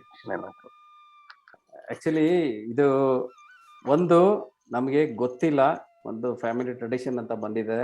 ನಮ್ಮಪ್ಪ ಕಳ್ಳ ಆಗಿದ್ದ, ಸೊ ನಾನು ಸಹ ಅದನ್ನ ಏನ್ ಮಾಡ್ತೀನಿ, ಪರಂಪರೆಯಾಗಿ ನಾನು ಅದನ್ನ ಫಾಲೋ ಮಾಡ್ತೀನಿ, ನಾನು ಸಹ ಒಬ್ಬ ಕಳ್ಳ ಆಗ್ತೀನಿ. ನನ್ಗೇನು ಗೊತ್ತಿಲ್ಲ, ನಮ್ಮಪ್ಪ ನನ್ಗೆ ಹೇಳ್ಕೊಟ್ಟಿರೋದೇನು ಕಳ್ತನ ಮಾಡೋದು ಇದ್ದಾಗಿಂದ. ಯಾಕೆಂದ್ರೆ ಅವ್ರು ಕಳ್ತನ ಮಾಡ್ತಾ ಇದ್ದಾರೆ, ಸೊ ನಾನು ಸಹ ಕಳ್ತನನ ಮಾಡ್ತೀನಿ, ನನಗೆ ಗೊತ್ತಿರೋದು ಅದೇನೆ ಅನ್ಬಿಟ್ಟು ನಾನು ಕಳ್ತನ ಮಾಡೋದಕ್ಕೆ ಹೋದ್ರೆ ಅದು ಅಪರಾಧನೇ. ಸೊ ಯಾವಾಗ ಆ ಒಂದು ಮಗನಿಗೆ ಗೊತ್ತಾಗುತ್ತೆ ನಾನು ಮಾಡ್ತಾ ಇರೋದು ಕಳ್ಳತನ ಅಂದ್ರೆ ಅದು ನಾನು ಮಾಡ್ತಾ ಇರೋದೊಂದು ಪಾಪ ಕಾರ್ಯ ಅಂತ, ಸೊ ಅದರಿಂದ ನಾವೇನ್ ಮಾಡ್ಬೇಕು, ರಿಫ್ರೇನ್ ಆಗಿ ಅದರಿಂದ ಹೊರಗಡೆ ಬಂದು ಯಾವ್ದು ಸರಿಯಾಗಿದೆ, ಶಾಸ್ತ್ರಬದ್ಧವಾಗಿದೆ ಅದನ್ನ ಮಾಡೋದಕ್ಕೆ ಹೋಗ್ಬೇಕು. ಸೊ ಇಂಥ ಒಂದು ಆಪರ್ಚುನಿಟಿಗಳೇ ಆಕ್ಚುಲಿ ಮನುಷ್ಯ ಜನ್ಮಕ್ಕೆ ನಮ್ಗೆ ಸಿಗೋದು. ಪ್ರಾಣಿ ಜನ್ಮದಲ್ಲಿ ಈ ತರ ಆಪ್ಷನ್ಗಳಿಲ್ಲ. ಅದು ಬುದ್ಧಿ ಉಪಯೋಗಿಸಿ ಇದನ್ನ ತಿಳ್ಕೊಂಡು ಯಾವ್ದು ಸರಿ ಯಾವ್ದು ತಪ್ಪು ಅಂತ ತಿಳ್ಕೊಂಡು ನಾನು ಸರಿಯಾದ ದಾರಿಗೆ ಹೋಗುವಂತ ಒಂದು ಆಪ್ಷನ್ಗಳು ಪ್ರಾಣಿಯ ಒಂದು ಜನ್ಮದಲ್ಲಿ ಇಲ್ಲ. ಅದೇನ್ ಮಾಡುತ್ತ, ನಾನು ಒಬ್ಬ ಹುಲಿನೋ ಸಿಂಹ ಆಗಿ ಹುಟ್ಟಿದ್ರೆ ನಾನು ಅಲ್ಲಿ ಸಸ್ಯಾಹಾರಿ ಆಗೋದಕ್ಕೆ ಆಗಲ್ಲ, ನನ್ಗೆ ಆಪ್ಷನ್ನೇ ಇಲ್ಲ, ನಾನು ಸತ್ತೋಗ್ತೀನಿ ಅಷ್ಟೇ, ನನ್ ಕೈಲಿ ತಿನ್ನಕ್ಕೆ ಆಗಲ್ಲ. ನಾನೇನ್ ಮಾಡ್ಬೇಕು, ಮಾಂಸನೇ ತಿನ್ಲೇಬೇಕು, ಇನ್ನೊಬ್ಬರನ್ನ ಸಾಯಿಸಿ ನಾನು ತಿನ್ಲೇಬೇಕು, ಆಪ್ಷನ್ನೇ ಇಲ್ಲ. ಆದ್ರೆ ಮನುಷ್ಯ ಜನ್ಮದಲ್ಲಿ ಏನಿದೆ, ಆಪ್ಷನ್ ಅನ್ನೋದಿದೆ. ನಾವು ನಮ್ಮ ಬುದ್ಧಿನ ಉಪಯೋಗಿಸ್ಬೋದು. ಯಾವಾಗ ಈ ಒಂದು ಜ್ಞಾನ ನಮಗ್ ಬರುತ್ತೆ, ಹೌದು ಇದು ತಪ್ಪು ಅನ್ನೋದು ನಮ್ಗೆ ಯಾವಾಗ ಗೊತ್ತಾಗುತ್ತೆ, ಅದನ್ನ ಸ್ಟಾಪ್ ಮಾಡಿ ಸರಿಯಾದದನ್ನ ನಾವು ತಿಳ್ಕೊಬೇಕು. ಪ್ರಪಂಚದಲ್ಲೇ ಎಷ್ಟೊಂದು ಆಪ್ಷನ್ ಇದೆ ಜೀವನ ಮಾಡೋದಕ್ಕೆ, ನಮ್ಮ ಸಂಸಾರನ ನಡೆಸೋದಕ್ಕೆ. ಸೊ ಆ ಒಂದು ಇದನ್ನ ನಾವು ತಗೋಬೇಕು. ಪರಂಪರೆಯಿಂದ ಬಂದಿದೆ ಅಂದ್ಬಿಟ್ಟು ಅದು ನಾವು ಮಾಡುವಂತ ಪಾಪ ಕಾರ್ಯಗಳು ಕರೆಕ್ಟ್ ಆಗಲ್ಲ. ನಾವು ಮಾಡೋದು ಕರೆಕ್ಟ್. ಸ್ವಂತವಾಗಿ ನೀವು ವಿಚಾರ ಮಾಡಿ, ನೀವು ಹೆಂಗೆ ಮುಂಚೆ ನನ್ ಬಗ್ಗೆ ನಾನು ಹೇಳ್ತೀನಿ, ಬೇರೆದವ್ರಿಗೆಲ್ಲ. ಸೊ ಯಾವಾಗ ನಾವು ನಮ್ಮ ಪರಂಪರೆ ಅಂದ್ರೆ ನಮ್ಮ ಮನೆಯಲ್ಲೇ ಮಾಂಸ ತಿನ್ನೋದು ಪರಂಪರೆ ಮುಖಾಂತರವಾಗಿ ನಡೀತಾ ಇತ್ತು. ಸೊ ಪರಂಪರೆ ಮುಖಾಂತರವಾಗಿ ನಾವು ಮಾಂಸ ತಿಂತಾ ಇದ್ದೋ. ಸೊ ಆದ್ರೆ ನಮ್ಗೆ ಯಾವಾಗ ಆಧ್ಯಾತ್ಮಿಕ್ ಸೊಸೈಟಿಯಿಂದ ಇಸ್ಕಾನ್ ನಲ್ಲಿ ಬಂದ್ಮೇಲೆ ನಮ್ಗೆ ಜ್ಞಾನವಾಯ್ತು, so this is wrong, we don't have to do this. So ನಾವ್ ಏನ್ ಮಾಡ್ಬೇಕು, ನಾವು ಪರಂಪರೆ ಮುಖಾಂತರವಾಗಿ ನಮ್ಮ ಮನೆಯಲ್ಲಿ ನಡೀತಾ ಇರುವಂತ ಹಂಗೆ ನಡಿಬೇಕಾ? ಇಲ್ಲ. So we have to be, ಅದರಿಂದ ನಾವೇನು ವಿಚಾರ ಮಾಡಿದ್ದು ಇಲ್ಲ, ದಿಸ್ ಇಸ್ ರಾಂಗ್, ಸೊ ನಾನು ಅದರಿಂದ ನಡಿಬಾರ್ದು. ಸೊ ನಾವು ಅದರಿಂದ ಇದರಿಂದ ನಾವು ಹೊರಗೆ ಬಂದು, ಸೊ ಅದೇ ತರ ನಮ್ಮ ಕರ್ತವ್ಯವನ್ನು ಮಾಡುವಾಗನು ಹಂಗೆ. ಸೊ ಅದು ಅಕರ್ಮ ಅಂತ ಇದೆ, ಸೊ ಯಾವಾಗ ಅವ್ರಿಗೆ ಅರಿವಾಗುತ್ತೆ, ಅವ್ರು ಅದರಿಂದ ಹೊರಗೆ ಬರ್ಬೇಕು. ಸೊ ಅದು ಅವ್ರಿಗೂ ಒಳ್ಳೇದಲ್ಲ, ಬೇರೆದವ್ರಿಗೂ ಒಳ್ಳೇದಲ್ಲ. ಪ್ರಭು ಪಾಯಿಂಟ್ ಹೇಳ ಪ್ರಭು. ನಾನೇನ್ ತಿಳ್ಕೊಂಡೆ ಅಂದ್ರೆ ನಮ್ ಡ್ಯೂಟೀಸ್ ನಾವು ಅಂದ್ರೆ ನಮ್ ಡ್ಯೂಟೀಸ್ ನಮಗ್ ಸಿಗೋದು ನಮ್ಗೆ ಆಪರ್ಚುನಿಟಿ ತರ ನಾವ್ ಯುಟಿಲೈಸ್ ಮಾಡ್ಕೊಬೇಕು. ಸೊ ಅದನ್ನ ನಾವ್ ಶಾಸ್ತ್ರಬದ್ಧವಾಗಿ ಮಾಡ್ಬೇಕು. ಅದು ನಮ್ಗೆ ಇಂಡೈರೆಕ್ಟ್ ಆಗಿ ನಮ್ಗೆ ಹೈಯರ್ ಪ್ಲಾಟ್ಫಾರ್ಮ್ ಗೆ ನಮ್ನ ಪ್ರಮೋಟ್ ಮಾಡುತ್ತೆ. ಪ್ಲಸ್ ನಮ್ಗೆ ನಾವೇನ್ ಡ್ಯೂಟಿ ನಮಗ್ ಸಿಗುತ್ತೋ ಅದನ್ನ ನಾವು ಲೈಕ್ ಬೇಕಾಬಿಟ್ಟಿ ಮಾಡ್ಬಾರ್ದು, ವಿತ್ ಹ್ಯಾಪಿನೆಸ್ ನಾವ್ ಅದನ್ನ ತಗೊಂಡೋಗ್ಬೇಕು ಅನ್ನೋದು ತಿಳ್ಕೊಂಡೆ. ಮತ್ತೆ ಎಲ್ಲಿ ತನಕ ನಾನು ಇಗ್ನೋರೆನ್ಸ್ ಅಲ್ಲಿ ಇದೀನಿ, ನಾನು ಹೋಗ್ತಿರೋ ಪಾತ್ ರಾಂಗು, ಮತ್ತೆ ನನ್ ಆಕ್ಟಿವಿಟೀಸ್ ನನ್ ಮೂವ್ ರಾಂಗ್ ಆಗ್ತಿದೆ ಅಂತ ನಾನು ರಿಯಲೈಸ್ ಆಗಲ್ವೋ, ಅಲ್ಲಿ ತನಕ ನಂಗೆ ಎಷ್ಟೇ ಇನ್ಸ್ಟ್ರಕ್ಷನ್ಸ್ ಅಂದ್ರೆ ಫಾರ್ ಎಕ್ಸಾಂಪಲ್ ಇವಾಗ ಭಗವದ್ಗೀತೆಯಿಂದ ನಂಗೆ ಏನೇ ಇನ್ಸ್ಟ್ರಕ್ಷನ್ ಬಂದ್ರು ಅದನ್ನ ನಾನು ತಗೊಳಕ್ಕೆ ನಾನ್ ಅಂದ್ರೆ ಆ ಪೊಸಿಷನ್ ಅಲ್ಲಿ ರೆಡಿ ಆಗಿರಲ್ಲ. ಸೊ ಫಸ್ಟ್ ನಾನ್ ಮಿಸ್ಟೇಕ್ ಮಾಡ್ತಾ ಇದೀನಿ ಅನ್ನೋದೇ ನಾನು ರಿಯಲೈಸ್ ಆಗ್ಬೇಕು. ಅಲ್ಲಿಂದ ನಾನು ಎಲ್ಲಿ ಸರಿಯಾಗಿ ಯಾವ ಪಾತನ್ ಚೂಸ್ ಮಾಡ್ಬೇಕು ಅನ್ನೋದು ನಾನು ಡಿಸೈಡ್ ಮಾಡಿದ್ರೆ ಅವಾಗ ನನ್ಗೆ ಬರೋ ಇನ್ಸ್ಟ್ರಕ್ಷನ್ಸ್ ನ ನಾನು ಕ್ಲೀನ್ ಆಗಿ ಫಾಲೋ ಮಾಡ್ಬೋದು. ಕೃಷ್ಣ ಟೀಚಿಂಗ್ಸ್ ನ ಭಗವದ್ಗೀತಾನ ಅವಾಗ ನಾನು ಅಕ್ಸೆಪ್ಟ್ ಮಾಡ್ಬೋದು ಆ ಪ್ಲೇಸ್ ಅಲ್ಲಿ ಅಂತ ತಿಳ್ಕೊಂಡೆ. ಸೊ ಅದಕ್ಕೋಸ್ಕರನೇ ಆಕ್ಚುಲಿ ಈ ರಾಮಾಯಣ ಮಹಾಭಾರತ ಅನ್ನೋದು ನಮ್ಮ ಭಾರತೀಯ ಸಂಸ್ಕೃತಿನಲ್ಲಿ ಏನಾಗಿತ್ತು, ರಕ್ತಗತ ಆಗ್ಬಿಟ್ಟಿತ್ತು. ಪ್ರತಿಯೊಬ್ಬರ ಮನೆಯಲ್ಲೂ ಪ್ರತಿಯೊಬ್ಬ ಹಿರಿಯರು ತಮ್ಮ ಮಕ್ಕಳಿಗೆ ಅದನ್ನ ಹೇಳ್ಕೊಡ್ತಾ ಇದ್ರು. ಆ ಒಂದು ಆದರ್ಶಗಳು ಮಕ್ಕಳು ಯಾವ ರೀತಿ ಏನ್ ಮಾಡ್ತಾ ಇದ್ರು, ಆ ಚಿಕ್ಕ ಮಗುವಾಗಿದ್ದಂಗೆಂದನೇ ಅವರು ಆ ಒಂದು ಆದರ್ಶಗಳನ್ನ ಅವ್ರು ಬೆಳೆಸ್ಕೊಳ್ತಾ ಇದ್ರು. ಸೊ ಆಟೋಮೆಟಿಕ್ ಆಗಿ ಅವರು ಶಾಸ್ತ್ರದ ಪ್ರಕಾರನೇ ಅವರು ನಡೀತಾ ಇದ್ರು. ಈಗೇನಾಗಿದೆ, ಕಾರ್ಟೂನ್ ನೋಡ್ತೀವಿ, ಏನೇನೋ ಅವನು ಹೊಡೆದಾಕೋದು, ಶೂಟ್ ಮಾಡೋದು, ಇಂಥದನ್ನ ನಾವು ನೋಡ್ತೀವಿ. ಅದನ್ನ ನೋಡಿ ನೋಡಿ ನೋಡಿ ನೋಡಿ ಏನಾಗೋದಕ್ಕೆ ಸಾಧ್ಯ? ಒಬ್ಬ ಸುಸಂಸ್ಕೃತ ನಮ್ಮ ಶಾಸ್ತ್ರಗಳನ್ನ ಫಾಲೋ ಮಾಡುವಂತ ಒಂದು ಸುಸಂಸ್ಕೃತವಾದ ಒಂದು ಪ್ರಜೆ ಆಗೋದಕ್ಕೆ ಸಾಧ್ಯನೇ ಇಲ್ಲ. ಅದನ್ನ ಯಾರು ಮಾಡ್ತಾ ಇರೋದು ಹೇಳಿ? ನಾವುಗಳೇ ನಮ್ಮ ಡ್ಯೂಟಿನ ಸರಿಯಾಗಿ ಮಾಡ್ದಿರ ಈ ರೀತಿ ಆಗ್ತಾ ಇದೆ ಅಷ್ಟೇನೆ. ಅಂದ್ರೆ ಮನೆಯಲ್ಲಿರೋರು, ನಮ್ಮ ತಂದೆ ತಾಯಿಗಳು ಸರಿಯಾಗಿ ಡ್ಯೂಟಿ ಮಾಡಿಲ್ಲ ಅಂದ್ರೆ ಮಕ್ಕಳು ಆ ರೀತಿ ಆಗೋಗ್ತಾರೆ. ಅದಕ್ಕೆ ಮುಂದಿನ ಪೀಳಿಗೆಗಳು ಕರೆಕ್ಟಾಗಿ ಇರಬೇಕು ಅಂದ್ರೆ ನಾವೇನ್ ಮಾಡಬೇಕು, ನಮ್ಮ ಸಂಸ್ಕೃತಿನ, ನಮ್ಮ ಈ ಒಂದು ಸಂಸ್ಕೃತಿಯ ಒಂದು ಬುಡ ಏನಿದೆ ಅದನ್ನ ಭದ್ರಪಡಿಸ್ಕೊಂಡು ಅದನ್ನ ನಾವು ಫಾಲೋ ಮಾಡಬೇಕು. ಆವಾಗ ನಾವು ಮಾಡುವಂಥ ಪ್ರತಿಯೊಂದು ಕರ್ತವ್ಯದಲ್ಲೂ ಸಹ ಒಂದೊಂದು ಪರ್ಸ್ನಾಲಿಟಿ ಬರ್ತಾರೆ. ಇವ್ರು ಈ ರೀತಿ ಮಾಡಿದ್ರು, ನಾನು ಅವ್ರ ಥರ ಇರಬೇಕು, ನಾನು ರಾಮನ್ ಥರ ಇರಬೇಕು, ನಾನು ಭರತನ್ ಥರ ಇರಬೇಕು, ರಾವಣನ್ ಥರ ಇರಬಾರ್ದು. ಈಗೇನು ಅನ್ಸುತ್ತೆ ನಮಗೆ, ಈ ಒಂದು ಇದರಲ್ಲಿ ಎಲ್ಲ ಒಂದು ವಿಕೃತ ಮನೋಭಾವ ತುಂಬಿಕೊಂಡು ಕೌರವ ನಾನು ರಾವಣ ಆಗ್ಬೇಕು, ನಾನು ರೌಡಿ ಆಗ್ಬೇಕು ಅಂತ ಏನ್ ಮಾಡೋದು? ಪ್ರಭು ವಿಲನ್ ಆಗ್ಬೇಕು, ಪ್ರಭು ವಿಲನ್. ಫಿಲಂ ಹೆಸರು ದಿ ವಿಲನ್ ಆತರ ರಾವಣ, ಫಿಲಂ ಹೆಸರು ರಾವಣ ಅಂತ ಆ ರೀತಿ ಆಗೋಗಿದೆ. ಅದು ವಿಕೃತ ಮನೋಭಾವ ಅಷ್ಟೇನೆ. ಅದ್ ಯಾವತ್ತೂ ಅದರಿಂದ ಒಳ್ಳೇದಂತ ಯಾರಿಗೂ ಆಗಲ್ಲ. ನಮ್ಗೆ ಎಲ್ಲರಿಗೂ ಒಳ್ಳೇದಾಗ್ಬೇಕು ಅಂದ್ರೆ ನಮ್ಮ ಶಾಸ್ತ್ರಗಳನ್ನ ನಾವು ಫಾಲೋ ಮಾಡಬೇಕು. ಓಕೆ, ಇಲ್ಲಿಗೆ ಇವತ್ತಿನ ಈ ಒಂದು ಕ್ಲಾಸ್ನ ಮುಗಿಸೋಣ. ನಾಳೆ ಮತ್ತೆ ಭೇಟಿ ಆಗೋಣ 8 ಗಂಟೆಗೆ ಭಗವದ್ಗೀತೆಯ 2ನೇ ಅಧ್ಯಾಯದ 33ನೇ ಶ್ಲೋಕದೊಂದಿಗೆ. ಸೊ ಅಲ್ಲಿವರೆಗೂ ತಮ್ಗೆಲ್ಲರಿಗೂ ಹರೇ ಕೃಷ್ಣ ಪ್ರಭು. ಹರೇ ಕೃಷ್ಣ ಮಾತಾಜಿ. ಹರೇ ಕೃಷ್ಣ ಮಾತಾಜಿ. ಅದು ಒಂದ್ ಹೆಸರು ಆಡ್ ಮಾಡ್ಕೋಬೇಕಿತ್ತು ಪ್ರಭು. ನಾಳೆ ಅವ್ರು ಇದು ಭಗವದ್ಗೀತೆ ಕೇಳೋದಕ್ಕೆ ಅದು ಹೆಸರು ಆಡ್ ಮಾಡ್ಕೋಬೇಕಿತ್ತು. ಗ್ರೂಪ್ ಅಲ್ಲಿ ನಂಬರ್ ಹಾಕಿ ಆಡ್ ಮಾಡಿದ್ರೆ ಅವ್ರಿಗೆ ಮೆಸೇಜ್ ಬರುತ್ತೆ ನೋಡಿ. ಹಾಕ್ತೀನಿ ಪ್ರಭು. ಆಮೇಲೆ ನಾಳೆ ದಿನ ಏಕಾದಶಿ ಇದೆ. ಸೊ ದಯವಿಟ್ಟು ಈ ಒಂದು ಏಕಾದಶಿ ವ್ರತನ ಎಲ್ಲರೂ ಮಾಡಿ. ಏನೊಂದು ಧಾನ್ಯಗಳಿದೆ ಅದನ್ನ ಯಾರನ್ನು ತಿನ್ಬೇಡಿ. ಯಾಕೆಂದ್ರೆ ಧಾನ್ಯಗಳಲ್ಲಿ ಏನಿರ್ತಾನೆ, ಪಾಪ ಪುರುಷ ಮತ್ತು ಕಲಿ ಪುರುಷ ಅದರಲ್ಲಿ ವಾಸ ಮಾಡ್ತಾನೆ ಏಕಾದಶಿ ದಿನ. ಯಾವಾಗ ನಾವು ಅದನ್ನು ತಿಂತೀವಿ ನಮ್ಮ ದೇಹನ ಪ್ರವೇಶ ಮಾಡ್ತಾನೆ. ಆಮೇಲೆ ಅವನು ಹೆಂಗೆ ಕುಣಿಸ್ತಾನೋ ಆ ರೀತಿ ನಾವು ಆಡೋದಕ್ಕೆ ಶುರು ಮಾಡ್ತೀವಿ. ಸೊ ಅದಕ್ಕೋಸ್ಕರ ನಾಳೆ ದಿನ ಈ ಒಂದು ಕಲಿಯುಗದಲ್ಲಿ ಆ್ಯಕ್ಚುಲಿ ಎಲ್ಲದಕ್ಕಿಂತ ಅತ್ಯಂತ ಉನ್ನತವಾದಂಥ ಒಂದು ವ್ರತ ಅಂದರೆ ಏಕಾದಶಿ ವ್ರತ. ಸೊ ಇದನ್ನು ನಾವು ಅತ್ಯಂತ ಒಂದು ಶ್ರದ್ಧೆಯಿಂದ, ಅತ್ಯಂತ ನಾಜೂಕಿನಿಂದ ಇದನ್ನು ಮಾಡಬೇಕು. ಅಟ್ಲೀಸ್ಟ್ ಅದೆಲ್ಲ ಮೊದಲನೇ ಅಂತ ಏನು ಹೇಳಿ, ಈ ಒಂದು ಧಾನ್ಯಗಳನ್ನು ತಿಂದೇ ಇರೋದು. ಸೊ ಅಟ್ಲೀಸ್ಟ್ ಅದನ್ನಿಂದನಾದರೂ ನಾವು ಶುರು ಮಾಡೋಣ. ಮುಂದಿನ ಹಂತಗಳಿಗೆ ಅದು ದಾರಿನೂ ತೋರಿಸ್ಕೊಡುತ್ತೆ. ಸೊ ಎಲ್ಲರಿಗೂ ಏಕಾದಶಿಯ ಶುಭಾಶಯಗಳು ಇನ್ ಅಡ್ವಾನ್ಸ್. ಹರೇ ಕೃಷ್ಣ.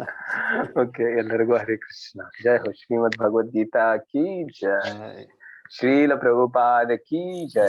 ಉಪಸ್ಥಿತ ಗೌರ ಭಕ್ತ ವೃಂದ ಕಿ ಜೈ. ನಿತಾಯ ಗೌರ ಪ್ರೇಮಾನಂದೇ. ಹರಿ ಹರಿ ಹರಿ ಬೋ.